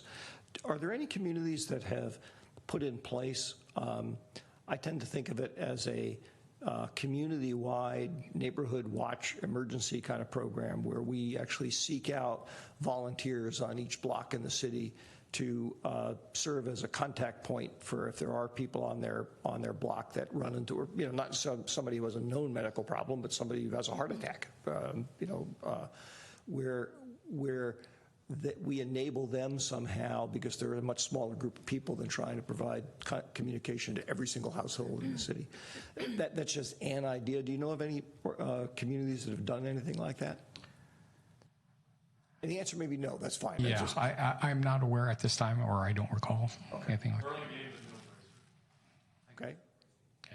One of the things we discussed during this was using our community emergency response teams, the CERT teams.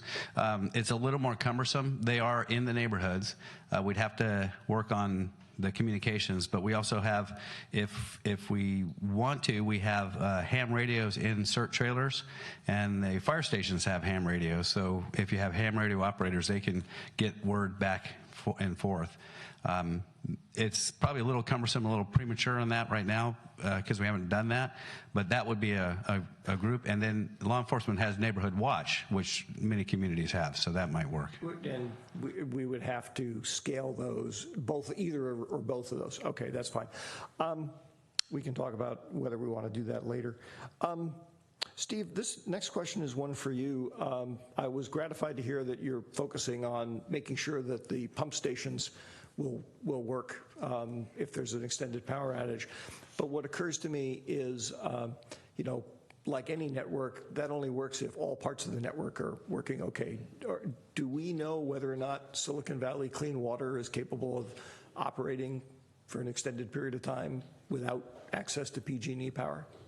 They typically, and this is something you probably need to follow up with them, but they typically, most regional plants actually have, backup generator power, as well as some additional storage that they can actually store some of the influent or effluent in various ponds. I probably need to do a little bit follow up on the treatment plant and see what their emergency plan is. Yeah, I'd be interested in that, both in that specific case. And you also, I think, identified it correctly as an issue with Cal Water. That's sort of the input side. I mean, if their system can't deliver water, it doesn't matter how we're set up to be able to deal with it. Last question, and then I'll turn it over to the next questioner. Several times, staff, I think you've mentioned this a few times, Steve, and other people have as well, the desirability of establishing like charging centers or places to people go, cooling centers. I think those are really good ideas when we come to talking about what we'd like to do. I'm certainly going to encourage those.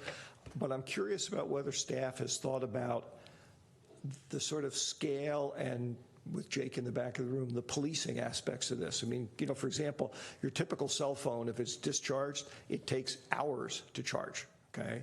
If 20% of the population of San Carlos decides they want to have their phones charged because they haven't had power for a while, there would be a lot of people at the charging centers, and shoulders get rubbed and people get angry and people start doing things like occupying the charging unit for too long and all that stuff. So there's all these other follow-on issues that I think need to get thought out. So I'm just curious about, have we got to that stage of thinking those things out, or is that part of the plan? Well, we haven't really thought everything throughout, and that would certainly be part of the plan. But one of the reasons why we thought that's kind of the City Hall area, I mean, this is essentially where the Sheriff's Office operates. Certainly you'd have your command staff here, actually available to kind of police and patrol kind of the behavior, if you will, of the residents who may want to come in and decide they don't want to wait and they're going to jump the line. And probably also think about things like time limits and all that kind of stuff, which is a detail, but I guess I'm just saying that it could be a fairly significant detail that we want to make sure we address. All right, Laura. Thank you, Chair Olbert. So one of the things I heard you say, Steve, is that you feel fairly confident that this area that we're in right now, City Hall, et cetera, would not necessarily be impacted by a power shutdown. But what if it were? Do you have a redundant plan for where you could go set up so that you can continue to receive messages from PG&E and communicate back out to the community? Because because the City Hall is our EOC center. So basically, this is kind of the area that we would go, whether it's any emergency. So ultimately, I think we'd still be here. We could also actually have a secondary EOC at our Corporation Yard off of Branson that is available to us as well. I think it might be worthwhile doing it just because it seems like the situation is so unpredictable with PG&E. And then the other thing that I'm also concerned about, as Sarah mentioned earlier, is the notion of the broader community that's without power. And is there any technology to fortify, Wi-Fi, et cetera, so that way when the power goes out, similar to the traffic signals, it can run on, battery power for a period of time or whatnot? In addition, is there a way to maybe go out into the community and set up pop-up stations where people could go and charge so they don't have to come all the way downtown, or set up Wi-Fi in that local area? So otherwise you're going to have lots of people coming down the hill, and we know parking is a little bit of an issue down here. So, So certainly it's something interesting that you pointed out, and I think Greg Rubens had indicated today, actually, as a result of him attending the 49er game this past Monday, he happened to see that Levi Stadium, they had these charging stations, little kind of posts that had charging stations, very similar.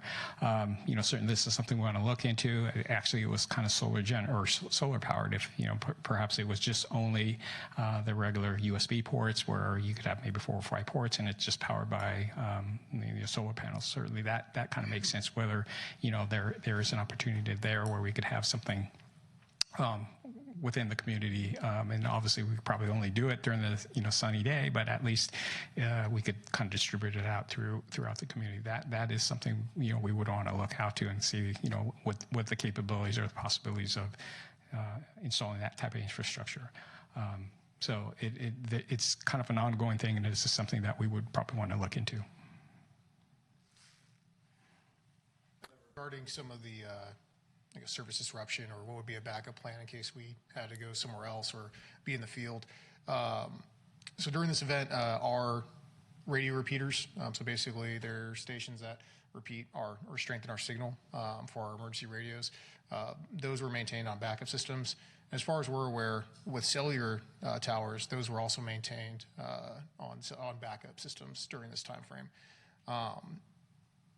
With people losing hardline or Wi-Fi at their home or internet access to home, and I don't want to speak too much on a private service provider, but it is to be expected that there is going to be maybe a slowdown in the system, because most people are going from maybe a Wi-Fi connection or Ethernet connection to cellular data usage for internet connection on their mobile devices, so that could have an impact.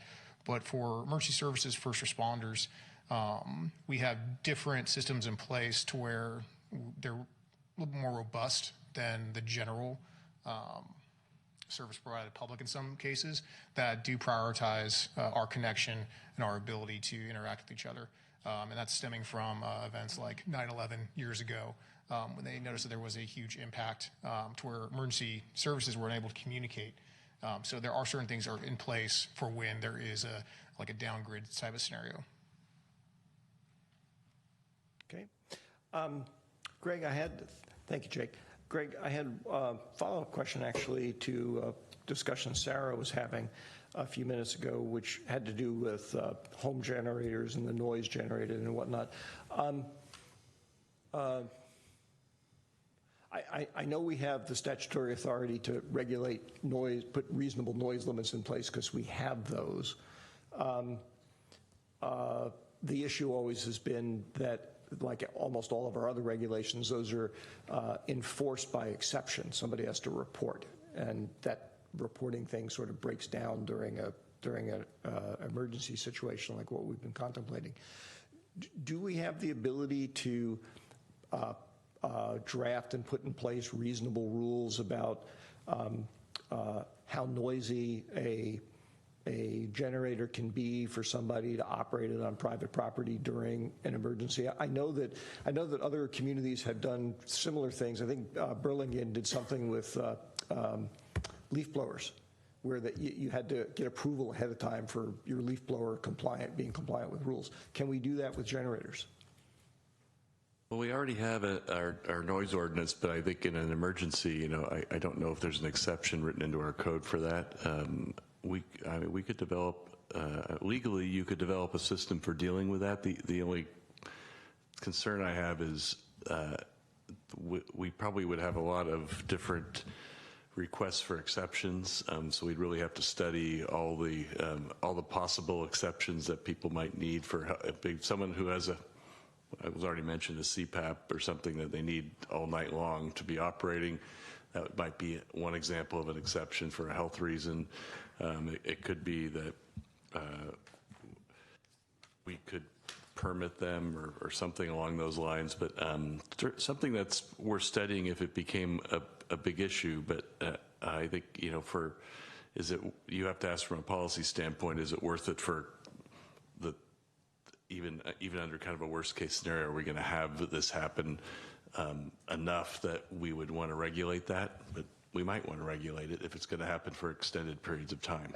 That's of course a fair question. And just as an aside, I was actually thinking about not some of the exceptions you were describing, which clearly there'd have to be more study than just winging something tonight.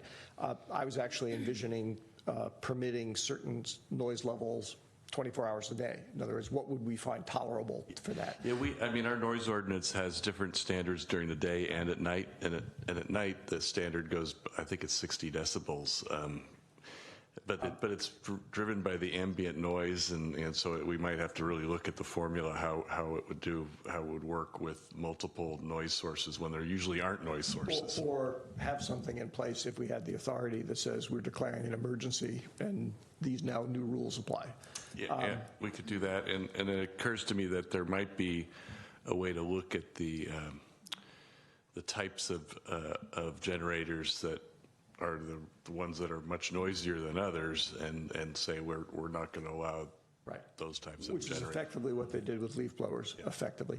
Yeah, and I think your other caution about whether we should do it or not is a valid one.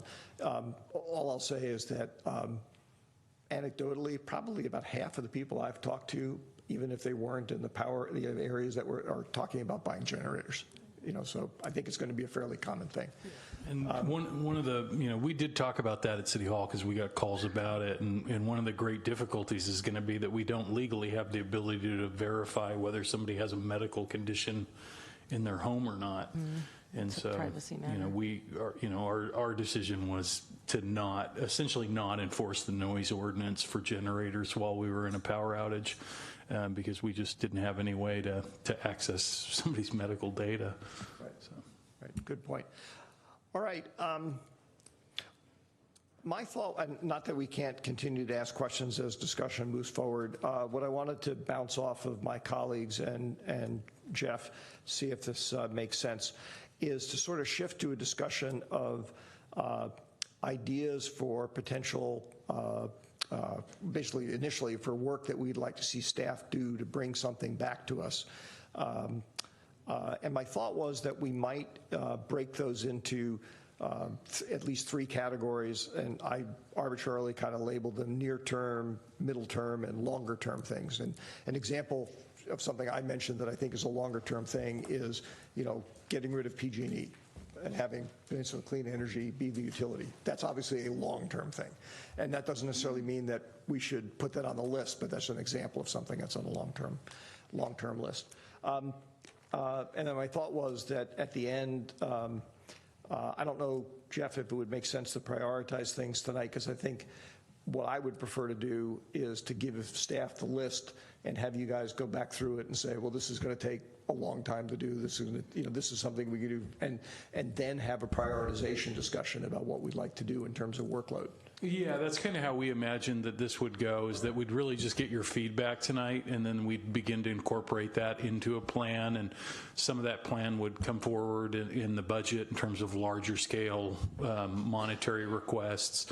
Others may come back in short order as sort of standalone items that we'd like to get in place immediately, and other things maybe would lead into a planning process, kind of your long-range stuff about how we might work that into the long-range agenda. Okay. Does that sound like a reasonable approach? Everybody else? Okay. I'll just make one parenthetical comment since you happen to bring it up.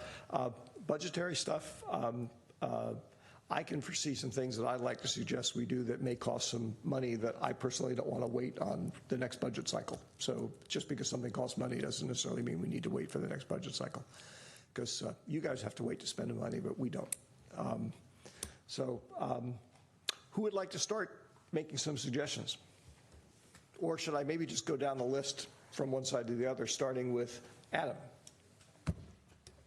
Thank you, Chair Olbert. So I guess, for me, I kind of look at three areas that were touched on, I heard from some of the public, as well as, and not necessarily in order. The communication one we certainly talked about a lot, and I guess one thought would be, in the short term, are the things we can do to have communication devices sort of up in the hillside. I know, like, the police department has signs like I saw it on Laurel Street about no U-turns on Laurel. Are those equipped with backup batteries or something? We can have signs up and would provide some information to people ongoing to be able to update something like that would be one thought. And then sort of having a communications plan that we could, from the city manager's office or whoever, kind of email out what to do in case of an emergency, and have some contact information for people, and have some suggestions, so that maybe even in a magnet form they can put it on the refrigerator. If something happens, they sort of have some best practices or have some steps to take if they have a situation. Or a couple thoughts around the communications piece, but for me that seems to rise as one of the key priorities. The second one that I heard was we probably need to do more and communicating with our partners in Redwood City and Belmont around evacuation plans for the hillside as well, so that we're looking at and making sure we're doing more of those drills and sort of looking at opportunities there to expand that and have more evacuation plans. And third was sort of the preventative side of the mitigation as well. I know Mr. Castle mentioned some potential grants, but I know some of those areas are county property as well, or things around Devonshire Canyon. So how are we reaching out to them to maybe look at mitigation as well? And I think, to the chair's point, I'm happy to look at things outside of the budget cycle, particularly some of the generators and things we looked at, creating more centers for the community, and I think are good, and to be able to communicate, sort of have a communications plan in place on how we would get that out to the community, to know about either cooling centers or places where they can charge, or food, or if they need a place to stay during the daytime or others. So, and I would add that I will, since Sarah and I are on the 2+2, I would look at adding sort of the school conversation to the next 2+2 agenda as well. I hope, Stephen, that you'll reach out ahead of time to the school district. So those are my sort of initial thoughts. Okay, I think I got most of those. It occurs to me that let me make a slight tweak to what I suggested before, is maybe we compile a list, ask staff to sort of clean it up and circulate it to everybody, so that people can then weigh in and say, but you forgot my idea X, okay, rather than go through it tonight. And that could also simultaneously, you could give us some sense of the resource requirement on it, and then that could feed into the prioritization of where we want to do stuff. All right, Sarah. Oh, you didn't go down the evenly. Well, that's because I decided actually that was boy, girl, linearly. No, it has that effect because for some reason the double X chromosome people are sitting on the left side of me. But no, I mostly just realized that doing it all in one line like that was, not fair. Oh, so. Okay, thank you. Gosh, I have a lot of comments. I would like to start by acknowledging everyone who spoke tonight, and I feel like there's this general feeling of isolation in our hillside residents, and I want you to know that I hear that. And as a city, I want to work really hard on our communications. And Stephen, you talked about lessons learned from other communities on how to deal with Comcast going down, or how to reach out to our community in these situations. And I think that's a real priority in my mind. I live in the flats and I lost power, so it wasn't just the hillside, and I didn't have Comcast for 3 days. And I went to the library over that weekend, and I saw people charging their laptops on the floor. And I just want to say tonight that I know we can do better, and I want to do better. I want to really serve our community when these things happen. So I really appreciate the presentation tonight about having these resource centers, looking at the library, the youth center, the ACC. We have these facilities, and I think that they can be great places where the community can come and charge their devices. Mark, you mentioned needing several hours to charge phones, and I just wanted to share that I was in a Target in San Jose, and there's this kind of it's like a rectangular box in Target, and there's these little lockers, and you can lock your phone in, and it charges your phone within minutes, and it's free. So the technology is out there to have charging stations that charge phones quickly and securely, and I'd like to look into that. Several people in the surveys that talked about not being able to work, and Pete's was full. So I think the more that we can do to use our public facilities for our community, have the library open early. I mentioned at our council meeting last night, I sit on the governing board of the San Mateo County Library Services, and they are talking also about generators for our library. So maybe that won't be an expense that we have to take on solely. Maybe the county library system is able to help front that cost as well. So I think that discussion is very worthy. I think I really liked what Laura said about going to the communities that are affected too. I thought that when our hillside neighbors were affected, it would have been nice to have had a charging station up at Crestview Park where people could have walked down. Maybe we could have a sheriff's deputy there to kind of answer questions. If neighbors had a concern about their neighbor, we could kind of go out from that location there. About the budget, I would really like to see staff bring a lot of ideas, and I'm happy to look at funding requests now or within our budget cycle, but that is something that I think is a big priority in our community, not only for both wildfire preparedness. I think that's something that we need to really focus some more spending on that, but also we're earthquake prone. So I think any way you tackle it, we need to beef up our emergency preparedness. We also have a council member who sits on Silicon Valley Clean Water, right? Who, Mark, you sit on Silicon Valley? Could you ask as a board member if they have a plan to kind of notify the cities of their plans going forward for preparedness? I think that if any of us sit on boards where that kind of communication should come out to the cities, I think that's worthy of a board discussion as well. And I really liked the idea of using our CERT teams and our neighborhood watch organizations as another communications tool in our community. I think that's a great idea. I also thought that maybe we could work with the chamber if there are businesses who lose power and their food, they're planning on throwing away their food. If we could serve food to our community members out of the ACC. I know that sounds complicated, but maybe there's a way to work with our private sector. Someone mentioned in the survey it would be nice if we could work with the grocery stores to get more ice. So I'm just wondering other ways that we can work with those in our community to kind of work together to tackle the power outages as well. And I'll end there. Thank you. Okay. Laura. Thank you, Chair Olbert. So I think there's three categories here. The ongoing topic that we have is around wildfire mitigation plans, and I think it would be good to revisit our status on those. And Ron, you had mentioned last night that you're going to have a convening of multiple agencies in neighboring cities. So I think that would be helpful to understand kind of what the opportunities are there. Along that line, I talked to some Crestview neighbors recently, and we talked about maybe having that gate between Belmont and Hallmark and Crestview, make it removable, remote controlled. Right now it's not wide enough for a fire truck to get through there very quickly, so I think that's something of concern.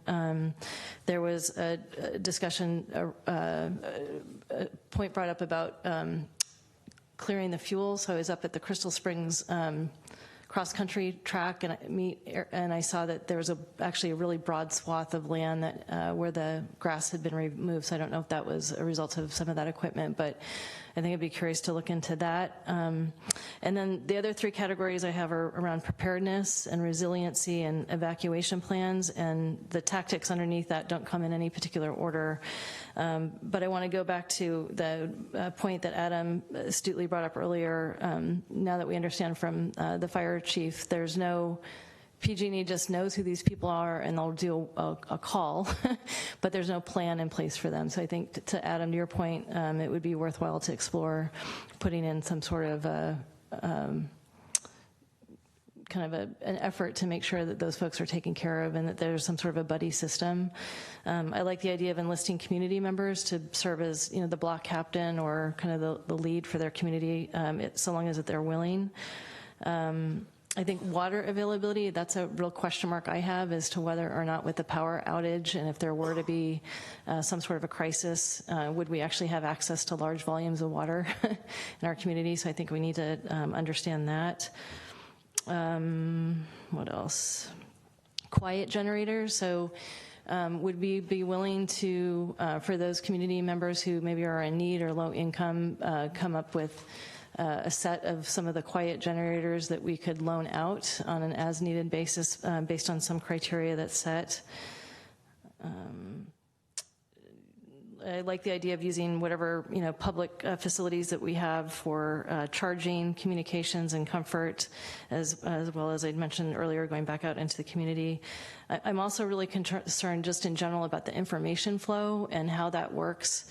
Right now with PG&E, my experience with it in my role at work, it was very flawed and it was difficult to anticipate. So I think a list of needs and asks of PG&E, if we could come up with, as giving them feedback as customers about what we would expect in terms of what's appropriate, given the fact that they're going to be doing this. I received an email from a resident up in Crestview today. There was a request to have more visibility from the sheriff during shutdowns, power shutdowns. They're concerned that it was eerily quiet when the power was shut down. They just, again, I think to Sarah's point earlier, we heard the word isolated. We had talked also too a while back conceptually about painting curbs red for those narrower streets up in the hills. So commiserate with some sort of an evacuation plan and increasing the safety profile of our community. That might be interesting to look at. And I also heard deploying stop signs more quickly. The morning of one of the power outages, I noticed on Edgewood Road they had them up in with Olympic speed, and it would be nice for us to be able to do that too. I don't know how we do that because I know our staff is probably a little bit more limited than Redwood City. But if we could look at some of those things. And I'm sure the list goes on, but I'll pause there and just comment that coming into the night, I was thinking about the situation that we're in, and PG&E is a privatization of a public utility, and I think that the model is flawed and completely broken. And it made me think that if the automobile industry had gone the same way, we'd still be driving Model Ts without airbags and safety belts. And I feel like that's where we are today with this situation of having unsafe and unreliable gas and electricity. So I'm excited that this body of governors, if you will, are committed to trying to see how we can improve our infrastructure in a meaningful way. Ron. Well, one of the advantages of going forth in the order is that a lot of people say a lot of things you wanted to say, and I'm grateful. So my list is sort of shrunken down, but as I'm listening to this conversation, I keep thinking public safety, public safety, public safety. That's what that's our number one responsibility, the five of us, is that if we do nothing else, we have to provide for the public safety of the community. And the things that just fall right into that category are we've been talking about emergency preparedness, wildfire planning. Now we have the power outages and the consequences from that, earthquake preparedness, and a better law enforcement presence. And I think that we need to think of all those things under the same umbrella. And really start thinking of those things as a whole. That and there are certainly many parts to it, but all of these things are leading us down a path that we're going to need to attack. We just can't let it wait and happen. And I'm glad we're having this discussion. This is a direct outgrowth of wildfires, which is, I think, of concern to us all.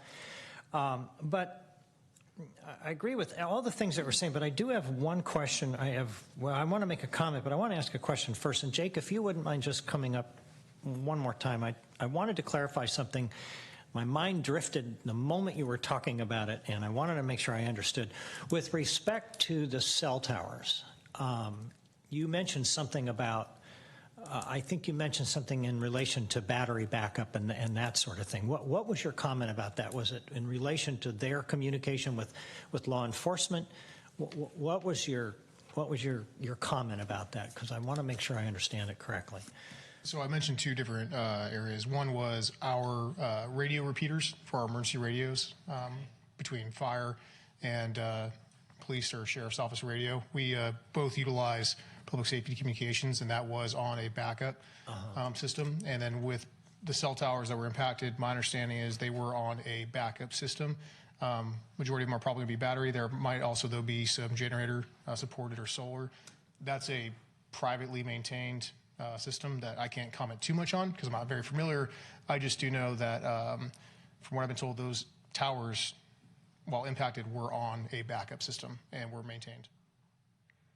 Okay, so it's your understanding that cell towers have some sort of backup system. They've got either generators or they've got batteries, and some of them have some sort of solar collectors. Is that correct? From the information I've been provided, yes. All right. Well, it seems to me that obviously that wasn't adequate, right? And I'm just wondering if that's something that we ought to work on as a group, is to advocate or encourage. I don't know how we can legislate, but it seems to me that the whole idea of communications and power, it all goes down to finding alternative sources of power. And communications came up time and time again. And if we can find a way to maybe work with our local officials or our local elected officials, the state, to increase the strength of the capability of the cell companies, or the cellular companies, so that when there are these type of situations, that they don't run out of power, that they've got multiple backup systems. I don't know, it can't be just batteries, it can't be just generators, it can't be just solar, but to me, that is such a weak link in the whole system, that if we're going to have power shutdowns, people have to find a way to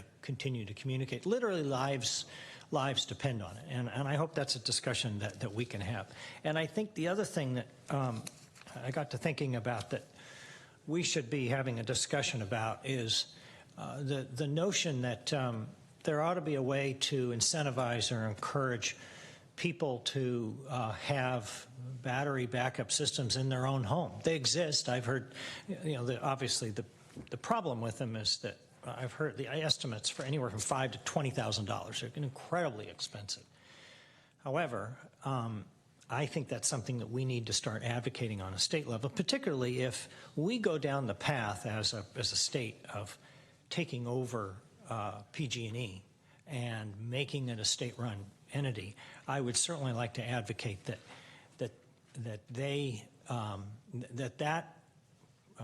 entity starts making that a priority, because if there are power outages and you've got thousands of homes that have batteries, they can weather a short period of time until the power comes back on.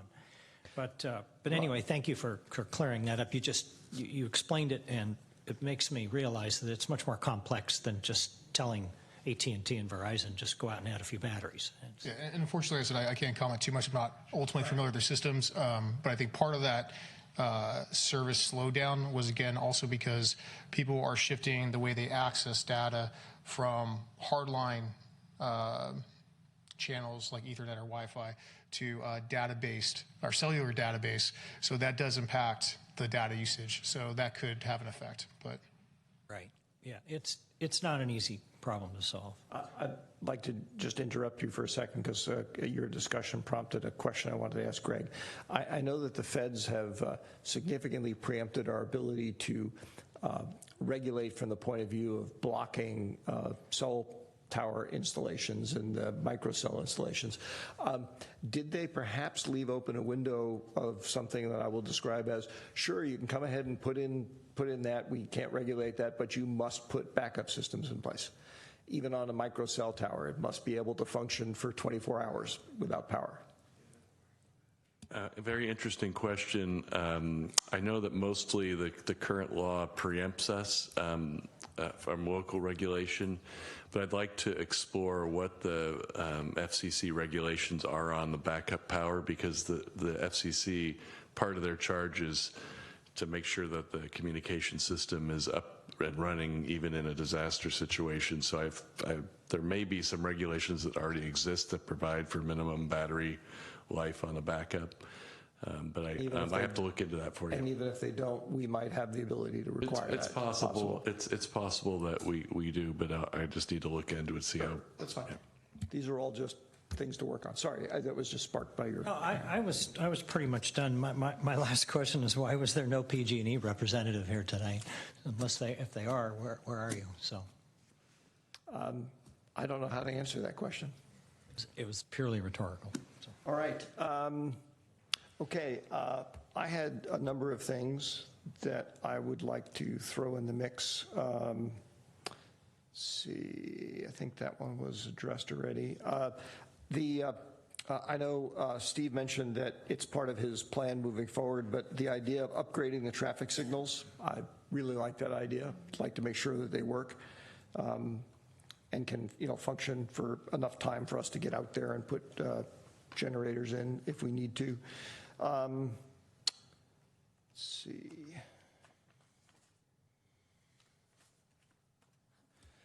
Those other people have mentioned. Let me take a look at this. Something that I believe a resident mentioned that San Bruno was doing. There are some parts, if you think about like the western boundary of San Carlos, would we be able to, and if we can, I'd like to at least consider it, have, I guess it's Cal Water install more fire hydrants, just to make it easier to combat fires. I don't know, maybe that's not, maybe the fire people don't care about that, but if that's an issue, that's something I wouldn't mind having looked at. This is going to be a little bit slow, guys, just because I'm writing down my own things here as opposed to just listening and writing. Talked about that one.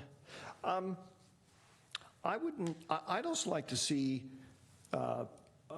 some work done on whether or not there's more useful preventative thinning that we could do in places like Eaton Park and whatnot, some of the areas within the city. And I would include in that, even though this would require working with the county, is in Devonshire Canyon. I know that most of Devonshire Canyon, at least the part that's fire prone, is not part of the city, but it could certainly affect the city. So I'd like to see that done or looked or considered. Let's see, that one we addressed. See, did we talk about? One little Philip, I think somebody had mentioned earlier about formalizing evacuation plans. We've talked about that before, but I think that definitely needs to be a priority. I'd like to add to that, I'd like to see adding practice drills like the one that we did recently, because, plans are one thing, but getting people to actually execute them so they know what to do when something bad happens and they're distracted and worried about their family, that can be useful. So I'd add that on to the idea of having evacuation plans developed. Sort of similar to the thinning point I just made is I don't know if it would be I don't know if the land is totally owned by the Mid-Penn open space, but whoever owns the land sort of west of San Carlos and east of 280, are there things that could be done there, again, to sort of thin and make fire breaks and whatnot? Let's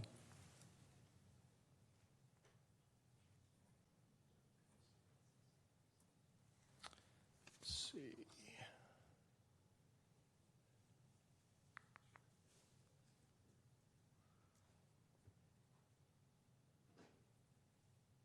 Okay, I think I had a bunch of other things, but fortunately, as Ron pointed out, when you come late on the list, everybody else comes up with the stuff, so you don't need to say it yourself. Final thoughts from the dais, comments from staff. I'll obviously compile this and we'll circulate it because I'm sure I missed some things, and make that the basis of planning going forward for staff action. No, I just appreciate everybody taking the time to come out. For those of you that are attending the meeting this evening, I know some folks ducked out already. We had folks participating on Shape San Carlos as well, and that's something I think we'll continue to do as these outages occur, so we could keep gathering information from the community. The dialogue from the council was very helpful, and the work that the staff's done so far in this has been great. And we know that, as I think was said at the beginning of the meeting, we're right at the beginning of this sort of new era, this new program, and our goal here will be to ensure that we continue to provide high quality services to the community in these power outages, and then to the extent we can, try to mitigate some of the life impacts on folks in our community, and then be strong advocates at the state and CPUC level for holding PG&E accountable and doing the right thing here, but also being reasonable with the public. Ron, I think you said you had comments. Yeah, I forgot one last comment. Laura brought up the meeting that I'm going to have hopefully next month. We're actually working on a date right now, but what I wanted to say was, in addition to the discussion that we're going to have that was originally planned about wildfires, I'm going to bring in the PG&E power outage element into it, because we're going to be meeting with, I've invited another council member from Belmont to join us, along with our two county supervisors. So I see this, obviously, this isn't just our problem, it's a larger issue that we're all dealing with. So one of the things I'm going to add this to the list, and someone commented tonight about evacuation routes. That is so critical. We don't have enough evacuation routes, and there are some problems with the potential ones that we have. So that's going to be part of the discussion as well. Anyway, I just wanted to add that. Yeah. Sarah. Laura, did you want to chime in on Ron's? Okay. I wanted to thank everyone for coming, and I also wanted to thank staff for turning this around. It's been 2 weeks since the power outages, and I was really impressed with all the information that was gathered tonight from all of the different departments, and getting the Shape San Carlos survey out really quickly, so that allowed our community to give us feedback while it was still fresh in their minds, was really helpful. I'm grateful that we had the opportunity to discuss this so quickly, and I think that's because our staff acted very quickly in getting us that information, so thank you. Laura. Thank you, Chair Olbert. So, Ron, the meeting that you're having, it made me think, Adam, with respect to your representation of San Carlos at CCAG, and given the fact that PG&E is such a huge company and we're a small city, would there be any value in sharing with that body some of the things that San Carlos has talked about, and maybe serving in an advocacy role for San Mateo County in general with respect to some of these issues and concerns? I can certainly bring it up with staff there, but I think the other option is that I'm on the Emergency Services Council for the county, and everybody has a seat there as well, so that may be a better first step to start there. But thank you for bringing that up. I had one other item. I have a closing comment. I have one other item to add to the list, which is a note I wrote to myself partway through Steve's presentation when you were going through the individual departments and their responses to the power shutoff. And certainly not to pick on them, but when you came to the administrative services group, there was, they didn't see anything there. And I made the notes like everyone has a role in an emergency situation. So something I'd like staff to think about is part of our emergency planning might be, since some of the things we've talked about here, if we were to do them, involve like remote stations in various parts of the community that are staffed by folks, is that maybe there ought to be an emergency plan for emergency roles for staff members during the emergency in lieu of their ordinary duties. Obviously, those still need to get done, but there might be ways to leverage the personnel we have. There certainly are ways to do that. However, that would be a meet and confer issue. Absolutely. Yeah, absolutely. All right, so the closing comment I was going to make is that I thought this was also a great discussion. Thank you for the community members who came out and communicated with us in however many ways that they did, email and personal contact and through Shape San Carlos and whatnot. I also want to thank my colleagues for agreeing to schedule this meeting. You may recall we talked about possibly having these kinds of meetings on an as-needed basis at one of our early sessions, strategic planning sessions early in the year. I think this is the first example of one that we're doing, and it shows exactly the value of what you can do given the certain topics of being able to respond quickly to something and at least get the ball rolling. So thank you for agreeing to do this. And with that, did you have something else? I just also want to thank Laura, because I think it was her idea to initially raise the question about doing the meeting, and Chair for following up and do that. So I appreciate both of you for taking the leadership role in it. And with that, we will adjourn the meeting.